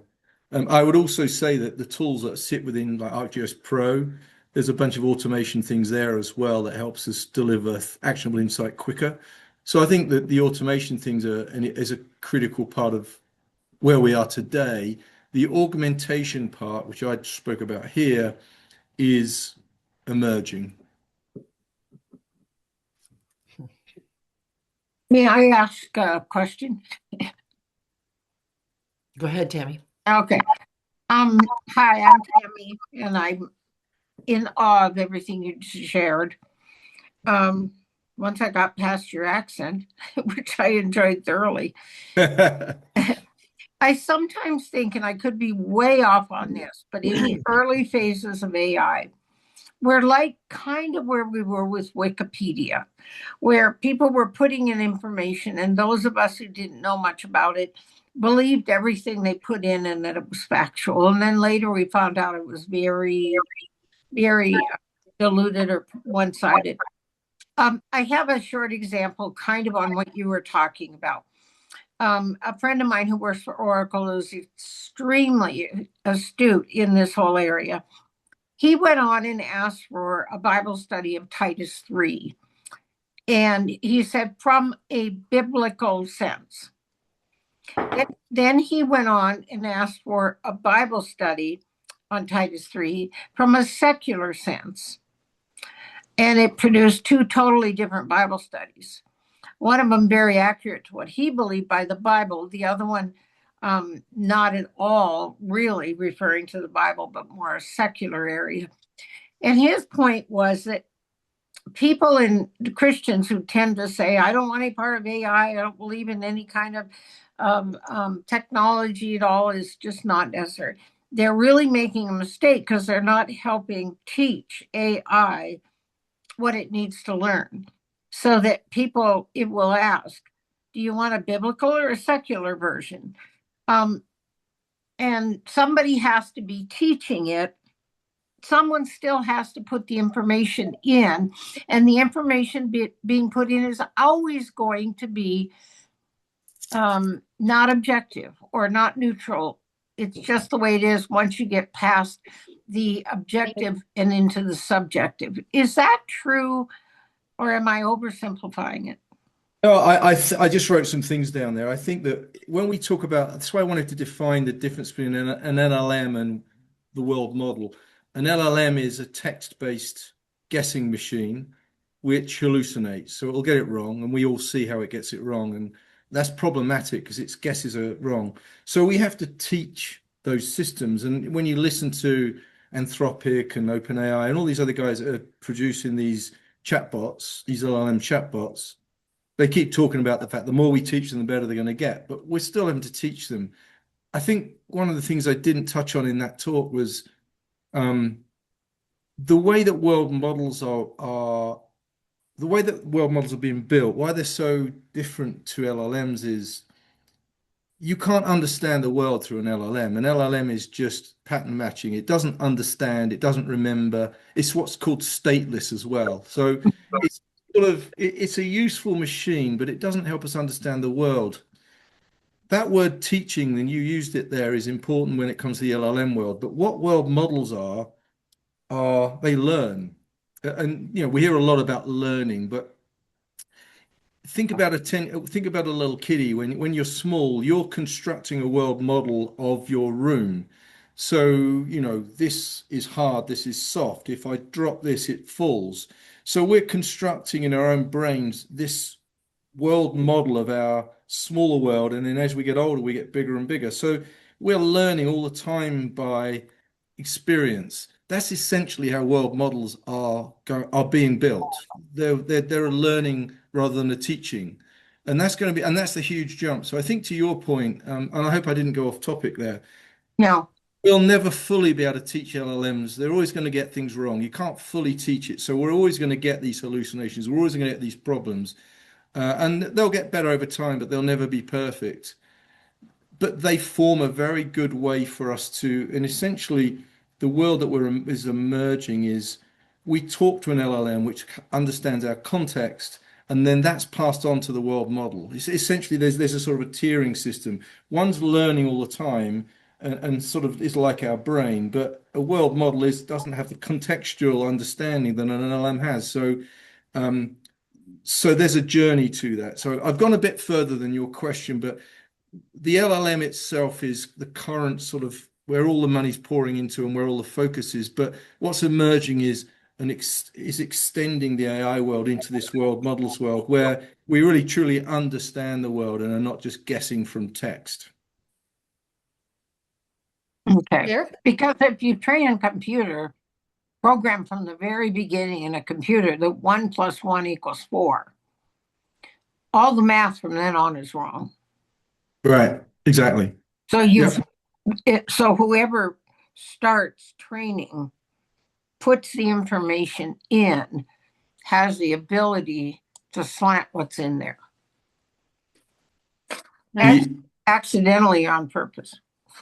Yeah, absolutely. I mean, you've touched on one of the dangers of that world of a learning, or sorry, teaching. And then, what are we teaching? I mean, we can teach it from a propaganda perspective, things. There's a lot of dangers in a text-based AI system.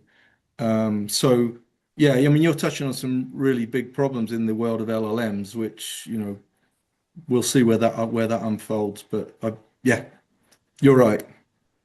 Madam Chair? Yes, Carmen. I would actually like to link this presentation to our discussion on objectivity and subjectivity. The large language models are based on language. I think language, because it is human, purely human, is axiomatically and always subjective, which is why the LLMs will put out baloney and propaganda and can't be relied on. But this world model is a different thing. If it is based on exactly what we discussed is objective, data-based, the sensors measure the temperature. The sensor will not tell you it is cold or it is hot. The sensor will tell you it is 50 degrees. Yes. So this is interesting because I think I've primarily thought of AI as the LLMs. And it is fascinating to me to realize there's the whole other world that is not based on subjective human perception, which is expressed in language. And where my concern is always, I'm totally okay with a system that makes a decision and recommends an action. I think where a lot of fear comes from is that we allow that system then to execute and act. And that's where the human needs to be. Because, the recommendation with the firefighters, that's very harmless and very positive. But there can be other decisions that the AI will say, do this. And we have some human moral or whatever qualm that would tell us, no, we will not execute this decision. So we still always will need the human at the very end before we execute. But I'm fascinated to realize that I need to expand my understanding of what AI does away from just the large language models. So thank you. Yeah. This presentation was fabulous and also a great example of AI generated images. Though I created, what are you talking? I was going to say, going through, you can see they're all AI generated. They're flipping good, I think, though. And I think your point's a very important one. And again, there's this whole world of agentic AI that we hear tons about, and there's so much talk about it. But this word autonomous is used an enormous amount. And I've purposely, in everything, all the work I do is to talk about augmented, because there's a fear of autonomous. There's a fear of the machine just makes a decision for us and takes the action. And there are certain low-level tasks that potentially we can automate, but most of the time when we need to make decisions, and it doesn't need to be those life-threatening things that I've just described, just a decision, I want to make the best decision. And I don't want a machine to make that decision for me, because the machine isn't a human. And when they can talk about, AI becoming like a human brain, it'll never be like a human brain, ever, ever. So let's not even go down that path. So I've purposefully in my work always use that word augmented, because it's a safer term to use because people don't feel threatened by it. And B, ultimately, we're the decision makers, not the machines. And for those important things, we have to be in the mix with all of our human instincts and the things that a machine can never have. So I totally agree, and I'm glad you said what you said there, because it's absolutely spot on, as we say in England. But there will be situations where AI will replace people, and that's just a reality, and not in the places we think of.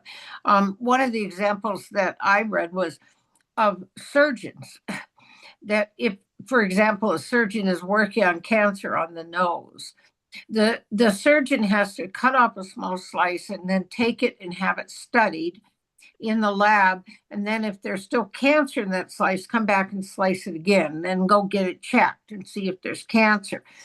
Whereas an AI surgeon, surgical process, it will be able to cut that slice right then, analyze it immediately, cut another slice, immediately analyze it, cut it, get done. And the whole process could be cut down by as much as 70, 80%, and quicker and safer and all. So even in areas we don't think of, there are going to be jobs replaced.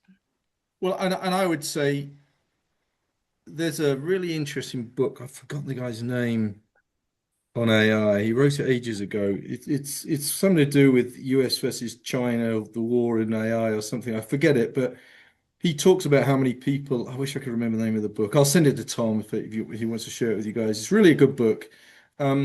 He's talking about the percentage of people that are going to be replaced by AI, and it's a scary figure.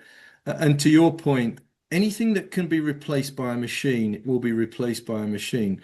If you're a plumber or you do hair, unlikely a robot's not going to come in and do that anytime soon. But so many other tasks are going to be replaced. Here's a simple one: accounting.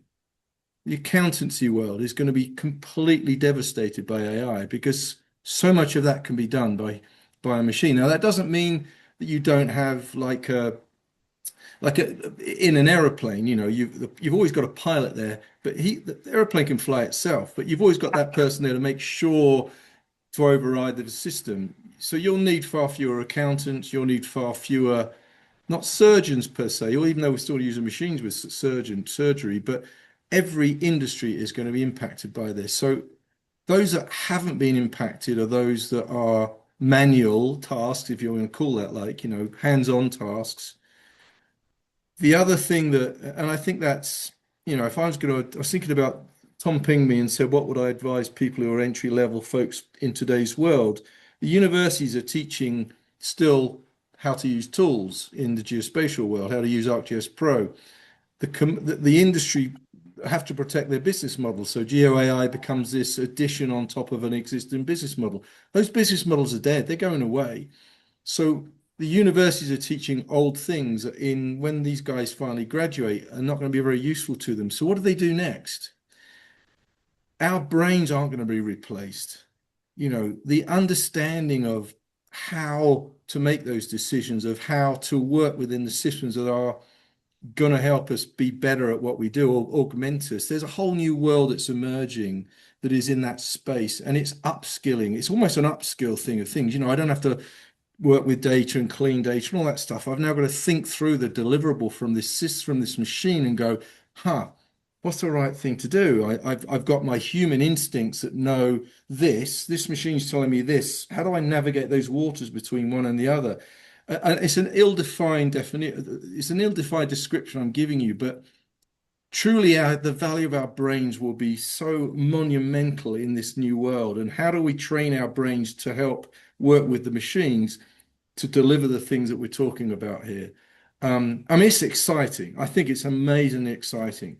The time we used to spend doing all the nonsense we had to do, we've got much more time on our hands to go, okay, what do we do next? You know, it's like the creativity and the journey that we're on are amazing, but we're in that uncomfortable time of change, and we don't really know what it looks like at the end, so we can only guess. And I think the more people understand what we're talking about here and are preparing for this, the better.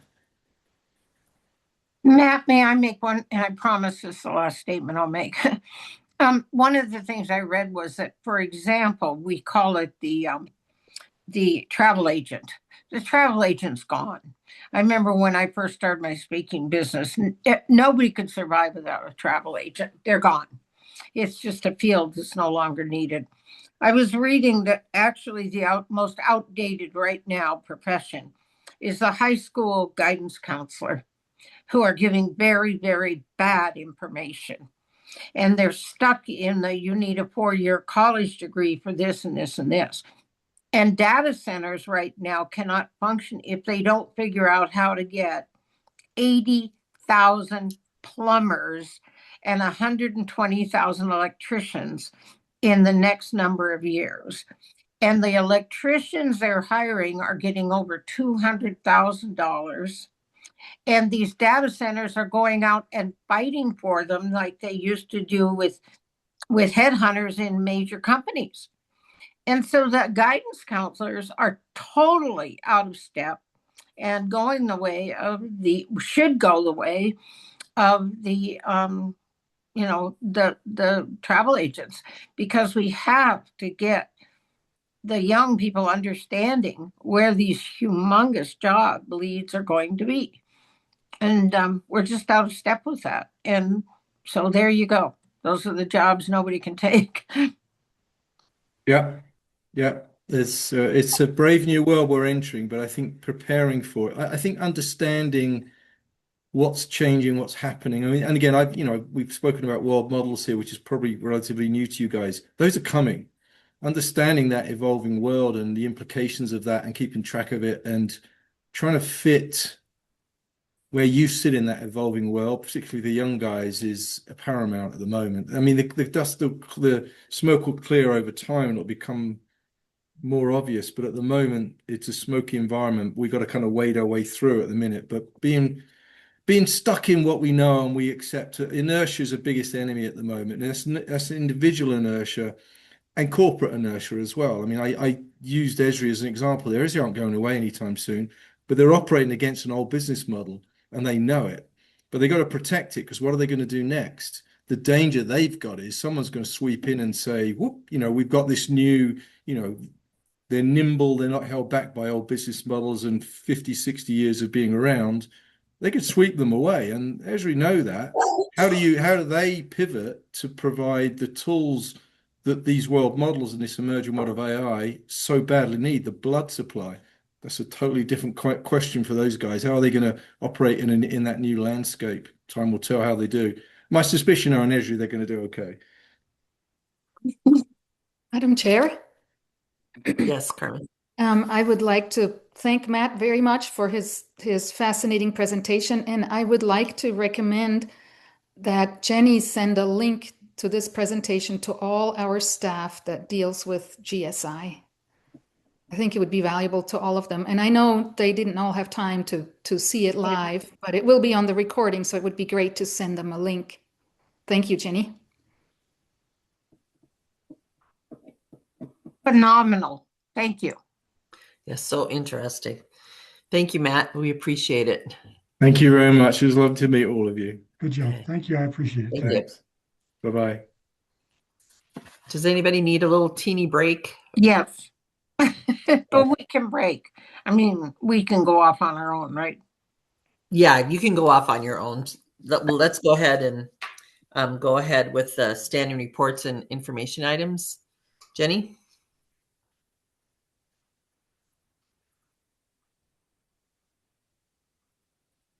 So sorry. That's okay. Have your regular standing reports, including some of the third quarter standing reports. I did want to call attention to the fact that given how close we were to the end of this third quarter, we did not have a chance to produce the list of courses taken for CE in this last quarter. So you'll see that at your June commission meeting. The other thing I wanted to make note of was my report. We had talked about how valuable that was to the commission at your February meeting. Decided that the report I produced in February was maybe a little bit unnecessary, not a lot of return on investment. I did test using a couple of different AI tools to pull out information from my calendar to see if that would produce anything meaningful. I shared those reports with Robin to get her impression.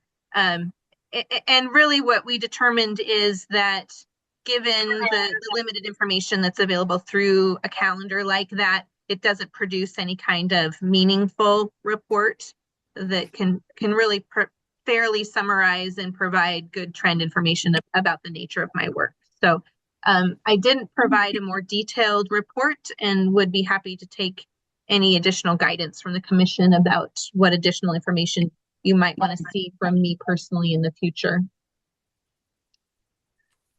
I'm happy to answer any other questions about anything in the reports. I found it very helpful. Thank you. Great.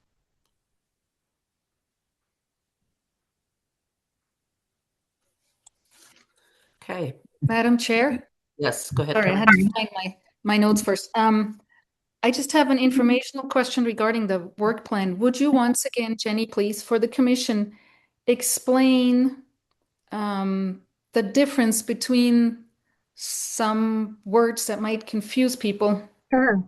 I am very clear on what the Montana Shared Catalog is and what the Courier is, and that those two are related. Could you explain the Montana Library Network, what they do, and also do they at all intersect with the Montana Shared the Montana Shared Catalog and the Courier? Those were my questions. Good question. The Montana Library Network is sort of an organizational name that we call how those services relate together. And so it's sort of a network of services. And as you said, Carmen, the shared catalog is that foundational service that is necessary for the resource sharing groups to exist and collaborate together. The courier is the extension of that physically moves the materials. The sort of the Montana Library Network staff are the staff that oversee and administer the courier. They're also the staff that oversee and administer Montana Library to Go, the ebook platform, and those other kinds of services. So does the Montana Library Network have do they meet and have a work group of librarians, or am I confusing them with some other group? They don't meet and have a network of librarians, no. I wonder what other group I was thinking of. But yeah, there's the shared catalog has a group that meets, and Montana Library to Go has a group that meets. Okay. Thank you for setting me straight. I appreciate it. Thanks for the question. Any other further questions about the reports? On the work plan, Madam Chair? Go ahead. Question for the state librarian. We talked about getting some greater detail on how long projects should take. How are we doing on that? That will be implemented in your FY27 work plan. Okay, thank you. You bet.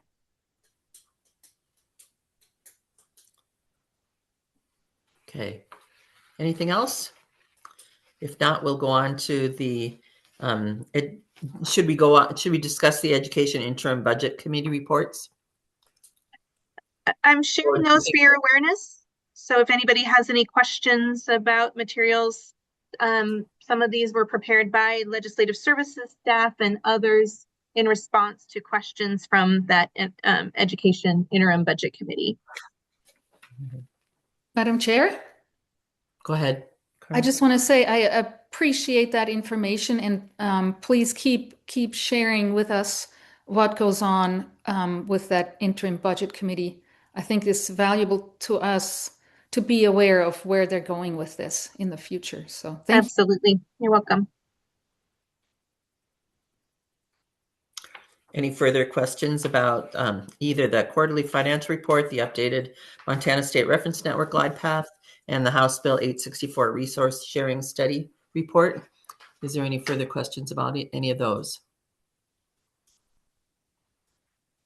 If not, we'll go on to the commission correspondence. Again, that's information that's provided for your awareness. We received correspondence that was directed to the State Library Commission, and so we wanted to make that correspondence available to you, as well as the response that was drafted. Do you have any questions about that, or should we not even probably discuss it here, since we don't have an official capacity in the matter? Well, I'd be curious what they were expecting from us.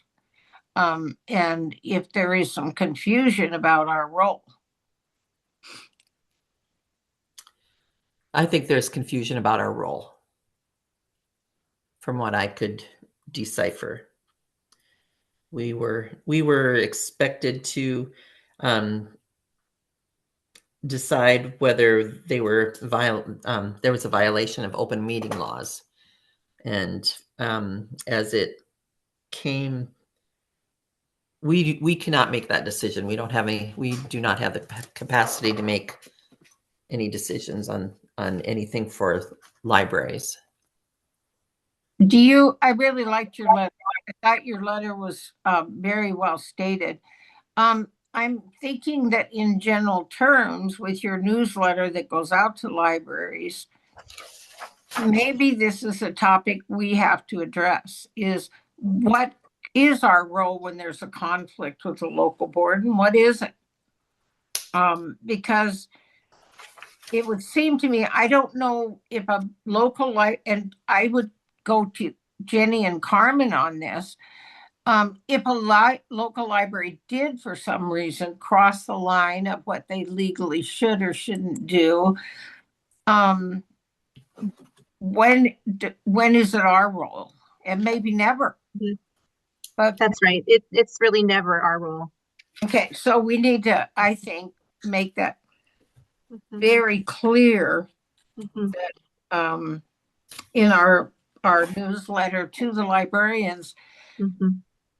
And to be clear, this was a patron. This was someone who was observing work at the Flathead County Library. I'm sure that a librarian didn't recommend that person contact the State Library Commission. And we do get these kinds of inquiries from time to time. And as we stated in the letter, we have no role. So I think it would be difficult for us to communicate in an effective way generally to the public that we don't have this role. And I think it's fair to anticipate that from time to time we will receive these kinds of inquiries, and we know how to respond appropriately.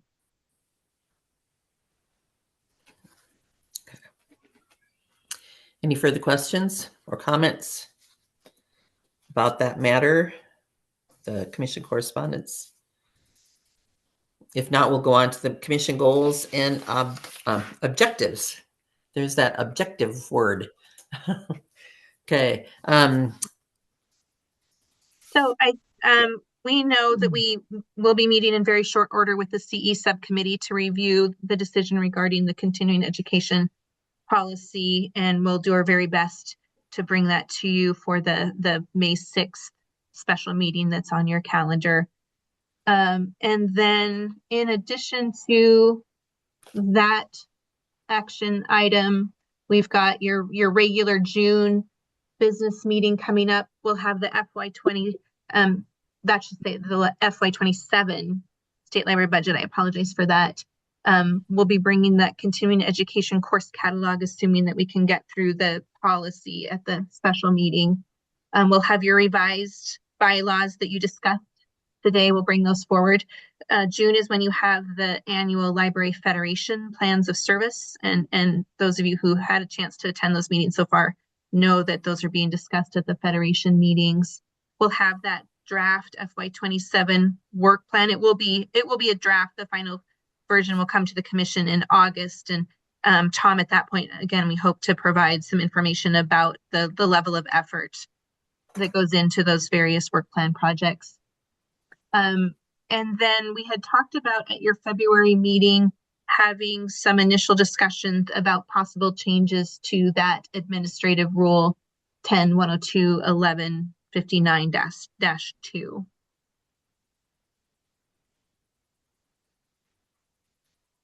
Is there anything I'm missing?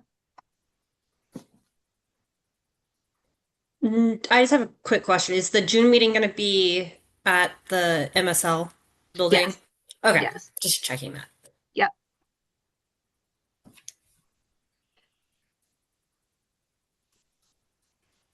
May I make just a question? Could you fill us in on what's happening with the meeting next week for us? When will we be zooming in? When should we expect that information for the national? They are, as we understand, making the open meeting law possible. I can't go because my husband's having his knee replaced tomorrow, so I won't be able to be there. I didn't know, Carmen, if you were home yet. If you'd be able to go, or anybody, but how are we planning on that? Let me answer the logistical questions first. So we'll send out the public meeting notice about that event later this afternoon. It has the Zoom link. For those of you planning to attend in person, that event starts at 4:30 next Wednesday, April 15th at the Great Falls Public Library. It will be available via Zoom for those of you who have to attend via Zoom, and then it complies with all of the open meeting laws. Again, we'll send that information out to the full commission so you have it here later this afternoon. My question for you is if you have any requests or recommendations for the format and what you want to actually see from that discussion. Well, first, could you let me know how long you're thinking it will go? 4:30? It's scheduled for an hour. 1 hour. Okay. Yep. How do you envision it? How do you envision it going? Will someone be a facilitator? If you'd like, we can arrange for a facilitator, either probably myself. Okay. Yeah, that would be good. I think I'd prefer you or Robin, but keep it, with us. I think last time we mostly just opened it up for discussion and questions from attendees. Right. Is there any particular topics you would want to discuss from the commission? Madam Chair. Yes, Tom. A few days ago, I was thinking of some questions I would like to throw out to the librarians present. So it might be good if that's an appropriate way to go to send those to Jenny, and they could be part of the moderation process. Sure. Why don't you send those to me and Robin? Yeah, I don't remember them at the moment, but I'll come up with something again. Okay. I would very much appreciate having it come to all of us, because sometimes your ideas create a thought of what I'd like to have too. So I think anybody who has ideas on what we could discuss would be helpful if we heard from each other. It might be a violation of law, though, because then we'd be having a quote unquote open meeting by email. No, I don't think so. I think if we all get copies of what you send to Jenny, it would be very appropriate to the Montana Library Commissioners. Topics we're considering. I don't know why we wouldn't want that.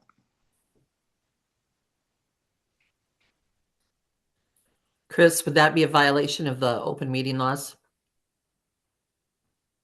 Commissioner Burnett's instinct is correct. The Supreme Court has ruled that having a virtual meeting can be a violation of the law, but the key component would be that someone submitted possible questions and then another commissioner started replying, and then you had a discussion about those. Distributing the potential questions for informational purposes without any type of discussion would be permitted to avoid duplication of submissions. So just a word of warning to all commission members and staff. And when you receive those questions, you can look at them, but not to engage in a discussion amongst yourselves about the questions. So it's simply for informational and awareness purposes. I think it's pretty common sense. If Tom or me or Carmen sends a question into Jenny, Jenny just doesn't have to attach a name. Just say, these are some of the topics that have come up. You might be ready to discuss them. The key is that we can disseminate information, but we cannot have any discussion about any of that information. Right. So that's what we need to keep in mind when we communicate by email. And Tammy, to answer your question, I will have to be on Zoom because I have that morning a very crucial presentation for my local library board. And I cannot make it from Kalispell to Great Falls in time for both events. So I'm choosing local to attend my local thing. Well, I'm so happy you're home and safe. Me too. Thank you. Who is expecting to attend? I will be there. I'll be on Zoom. Chris I will be there. And Peggy. I'm going to and try to attend, but I believe I have another meeting that day that I have to be in person for. So I'll attend on Zoom. Okay. So Chris, Robin, and Peggy will be there in person, and everybody else will be there via Zoom. Okay. And do you have any idea at this point, Jenny, of what they want to discuss? I haven't heard. No. Okay.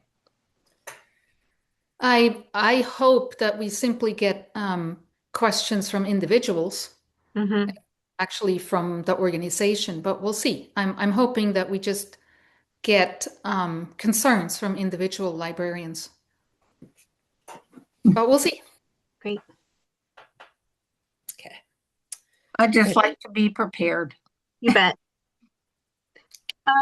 And then just a few other calendar reminders. We've talked about your May 6th special meeting. That meeting was previously scheduled for the commission to consider action on the MG Act grants.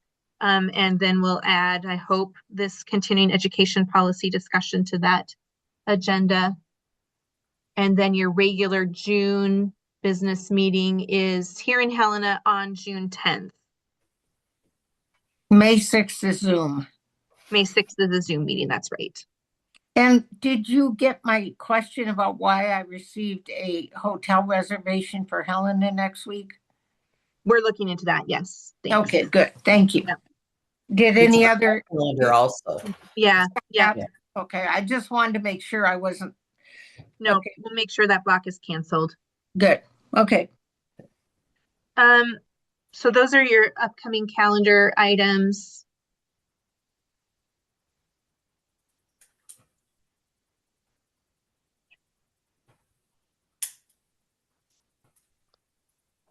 Are there any other questions?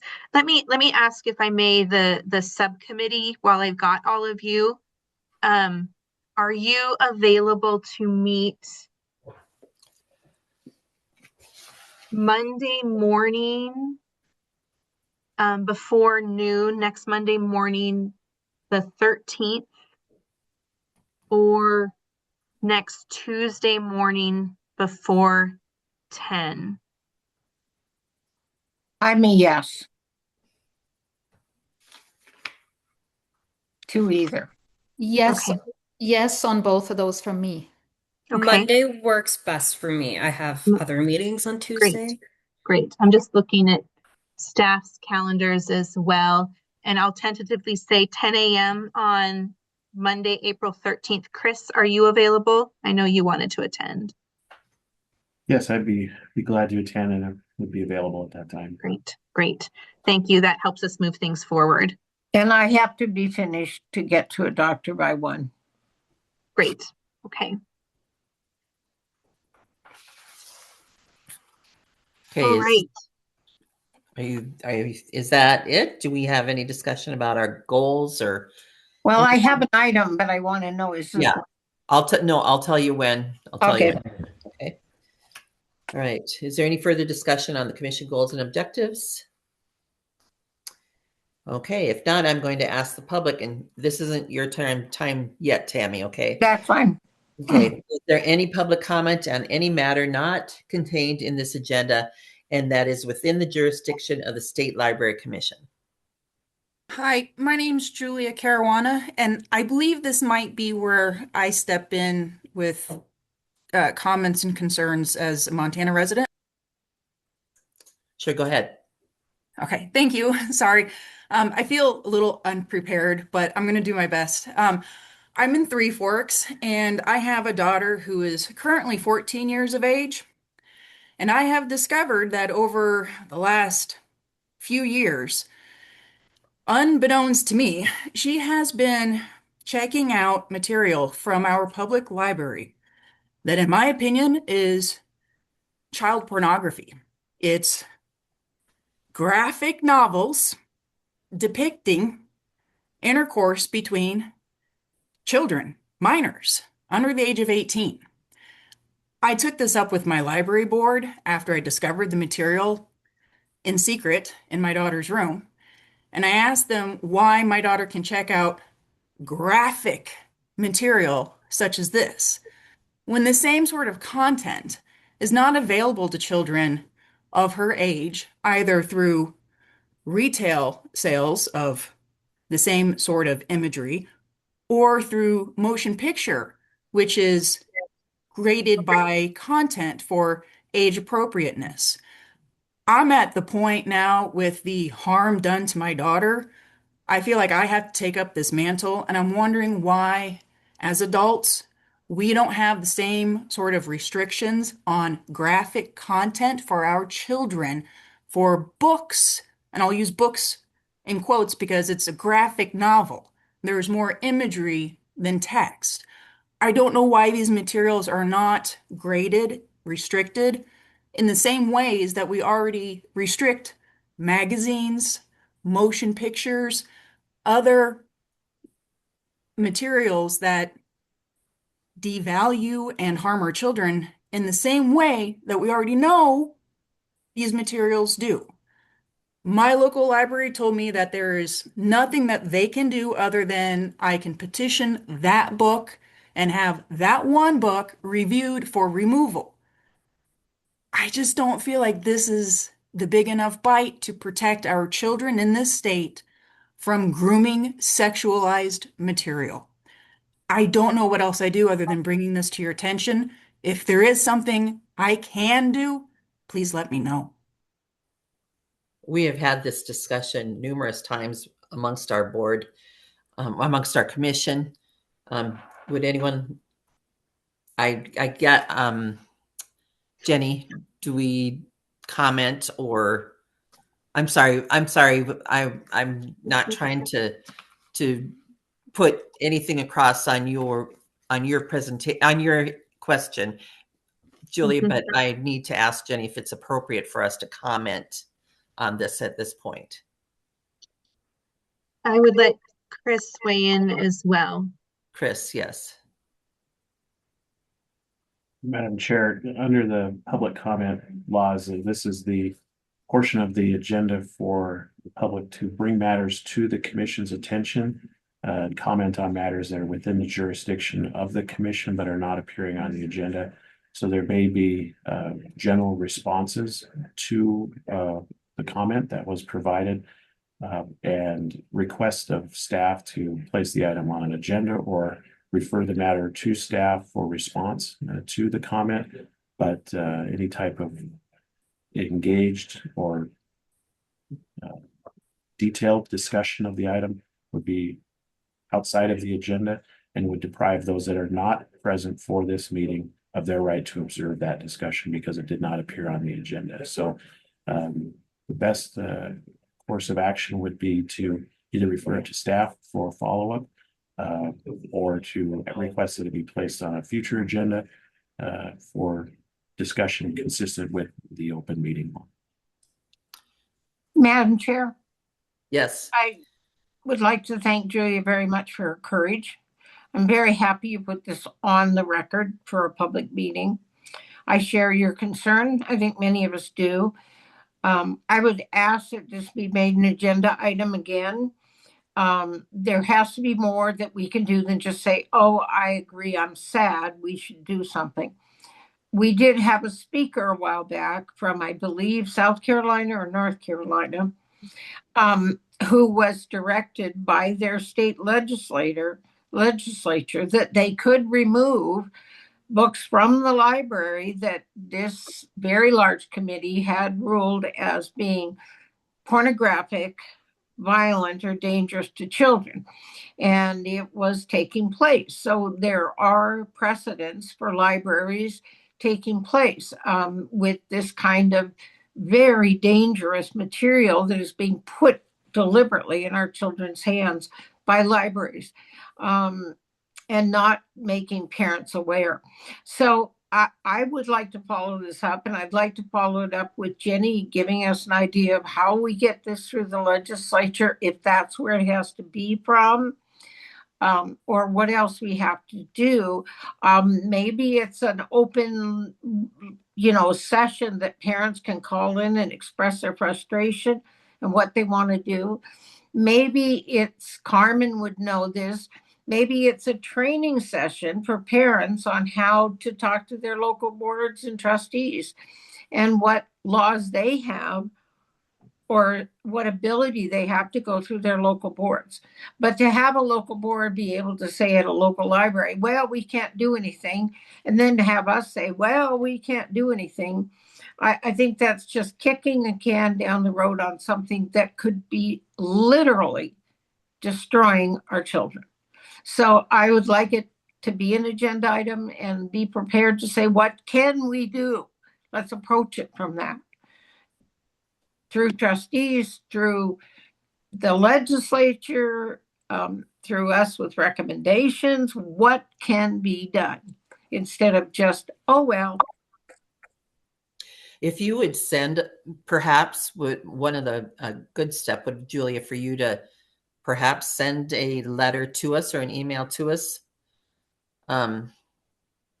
just reiterating what you have related to us today. Absolutely.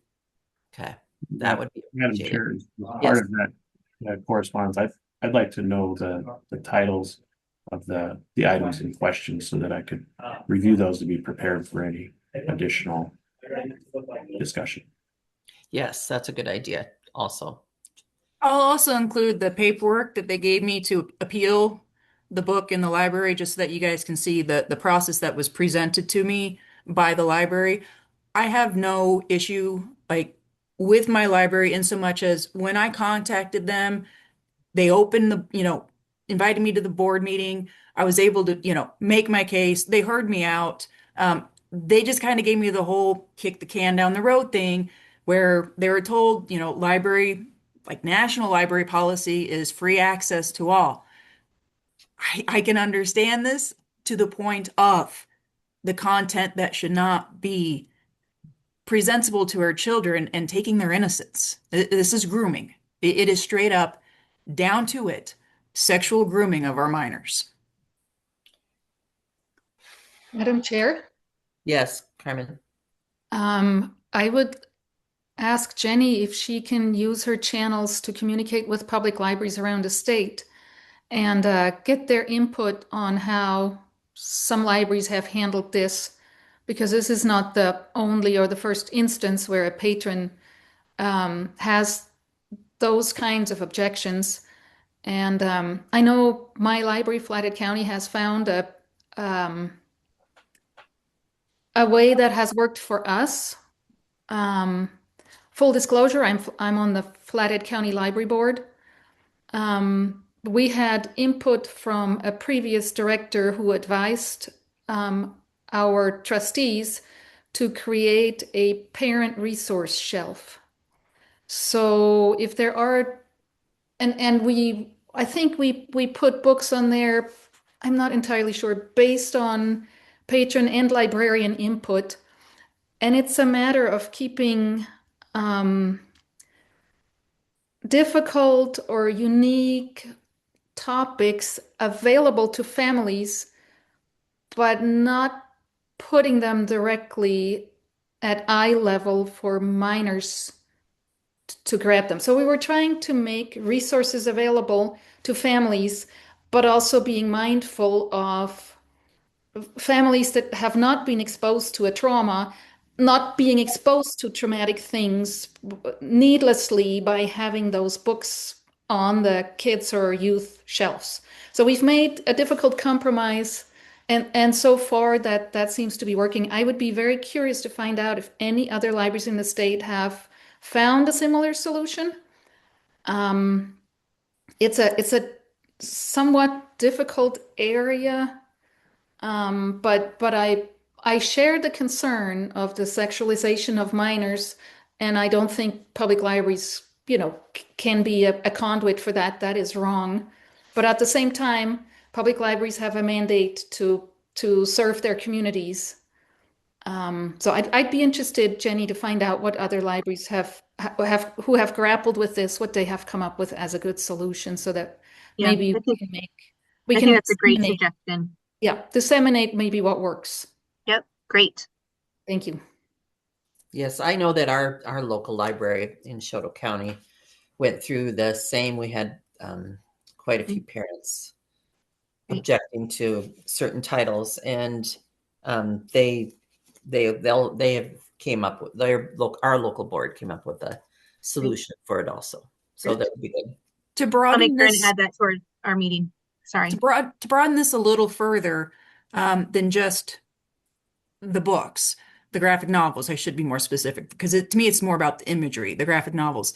I asked my library board at the same meeting because they told me that like all content is available to all. And I asked them, so if I brought in a DVD copy of Deadpool and Wolverine, I don't know how many of you have seen that movie. It's definitely rated R for content. And I asked the library board, I said, if I brought in a copy of that and donated it and it's on your shelf, can my 10-year-old son, who has been begging to see this Marvel comic movie, would he be able to check that movie out? And they said yes. So it's not just graphic novels, but also material that is rated for age appropriateness is still being handed out to minors. So I feel like this kind of just goes a little beyond what books should be on which shelf to actually like what content are we allowing minors to consume from our public libraries, both graphic novels, videos, magazines. I feel like this isn't just stuck to one median. I think this goes across too many. And I would like to point out that one of the last meetings where we did have an in-depth discussion with this, we were given a legal opinion, which we have since found was wrong, that you cannot restrict children from reading. Children have a right to read anything. That is not true. It is not the law. And that's what we were given as a legal opinion. And we've sort of operated on that. But we now know that that is not completely accurate. And you cannot expose children to damaging information. And, I think it's common sense. I'm not going to let a pedophile sit in the library and hand children books or Playboy magazines and talk to them about what they'd like to do. So there's common sense here. And I would like to revisit what's appropriate for children to read and all kinds of suggestions on what libraries can do to help that protection take place. I think it's very appropriate. Madam Chair, Yes. I find that comment about R-rated movies very enlightening, because it is my understanding that as a kiosk selling Playboy magazine or whatever you are, legally liable to check the age. Or maybe I'm confusing it with Switzerland, but I know at a kiosk at a train station in Switzerland, you were not allowed to sell Playboy to a minor. You were supposed to check the age and sell that only. So I'm wondering, what about selling a movie? Or is a store obligated to check when they sell an R-rated movie who they sell it to? Or what does that rating actually legally do? I mean, if you show the movie in the movie theater, I think the movie theater is legally obligated not to allow minors to enter that showing. What about selling that item? I mean, the library is in a different position. We're not selling it, we're not showing it, but we're providing it. So that's an interesting, actually, legal question. What due diligence obligation does the public library have in that regard? I've never thought about materials already rated and therefore having some legal ramifications already attached to them. So that's a really good point, and I'm glad. I support making this an agenda item. This is a discussion we should have. So thank you, Julia, for bringing this up to us. I appreciate it. I Yes, appreciate you thank all you. having me. Thank you. Thank you. Okay. Is there any other public comment? No, that's not me yet. Yep, not you yet. Okay, seeing as there is none, is there any further discussion on anything? If not, we're going to go ahead and ask if there's any other business or announcements. I have some interesting business that I'd like to get on record with. And it regards my payment for attending. We do get $100 daily payment for coming to these meetings plus our expenses. And then at the end of the year, we receive a tax statement on that to pay our taxes on. My accountant, my tax person, and Kelly and I cannot balance those two documents from the Montana Library Association. I have copies of my checks that I was paid from through the year. And then I have my statement from the Department of Revenue from the library for what I was paid through the year. And they do not balance even close. There is a $675 difference between what the state was told I received and what the checks actually totaled. And so to protect myself, I went ahead and paid the taxes on the higher amount because I didn't want at some point in time to have the State Department of Revenue come back and say, oh, your checks from the state total more than what we had been given. But it's a serious concern. Those two things should balance.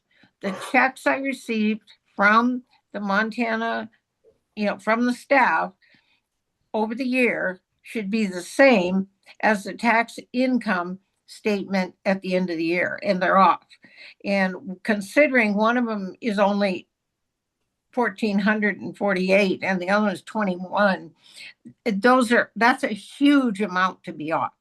It's a large percentage. So I would like to have other trustees. I don't know if you looked at that. I don't know if you balanced out when you got your state payment from your tax, if you just paid taxes on that and you didn't look at your checks. I would encourage you to do so. I also would like to have a report from staff on how come this isn't balancing, and if I need to correct this with the Department of Revenue so that I'm not in lieu of, like I said, I opted to pay the higher amount. I paid more than they asked for just to make sure I was safe. But I still think it needs to be resolved with the Department of Revenue. So if I'm the only one, then I'll check it with just me and the staff and Jenny. If other staff members are recognizing a problem, I would just ask all the commissioners to compare those two notes. Look at your checks you received through the year for your expenses and your your $100 day per diem and look at your tax statement and see that they balance. Okay. And I know some of you opt not to take the $100. You can opt that. And the only time we had 2 of that was when we had to stay an extra day for the Montana Library meeting with the people at the meeting of the commission. We had to stay an extra day, so that required. I do take the 200 because I have attorney bills to pay as a result of serving on this board. When those are paid, I'll quit taking it. So would you guys check? Men and women, guys, is Montana for you all. Okay, yes. Tammy, And what should I do? I will check with my accountant, who happens to be my daughter. But one time she asked me what was paid in hotel bills versus what was done. So I will double check with her, but that's something you might check into. Well, we did. That's very confusing. If sometimes it was billed directly to the library, and sometimes we paid and they reimbursed us. Either way, if the check reflects that I was reimbursed for that, it should be, it's my job. If I get a check for $400 and it includes $200 for the hotel, the Department of Revenue will count that $400. It's my job with my taxes to give them proof that I paid the hotel, and then it becomes deductible later. But it is included if it's in that statement, and we have to do that. So this includes the actual, and then it's my job to take out all the expenditures. But that's not, Okay. And Jenny, how do you want us to handle this? If anybody else has the problem of them not reconciling, we could. Please let Melissa know and share that information with her. Directly, or do you want to do it? Okay, you want me to go to her? Directly to Melissa's fine. Okay, and then hopefully the Department of Revenue, just leave it. We'll work that out later. I assume when you're saying the Department of Revenue, you're talking about your W-4? Yeah, that it's off from what the checks I received. If she can see that information, we can provide an explanation. Okay, sounds good. Everybody else, please check yours. Thank you. You bet. Thanks. Alrighty. Is there any other business or announcements? All right, I guess not. So do I have a motion to adjourn? Can I have collective applause for Robin running an incredible meeting? Yay! I so move. If we do need a motion to adjourn, I so move. I second. All right, it has been moved and seconded, and the April 2026 meeting of the Montana State Library Commission is adjourned. Thanks, everybody. Bye, everyone. Bye. Thank you. Yes, bye-bye. Thanks.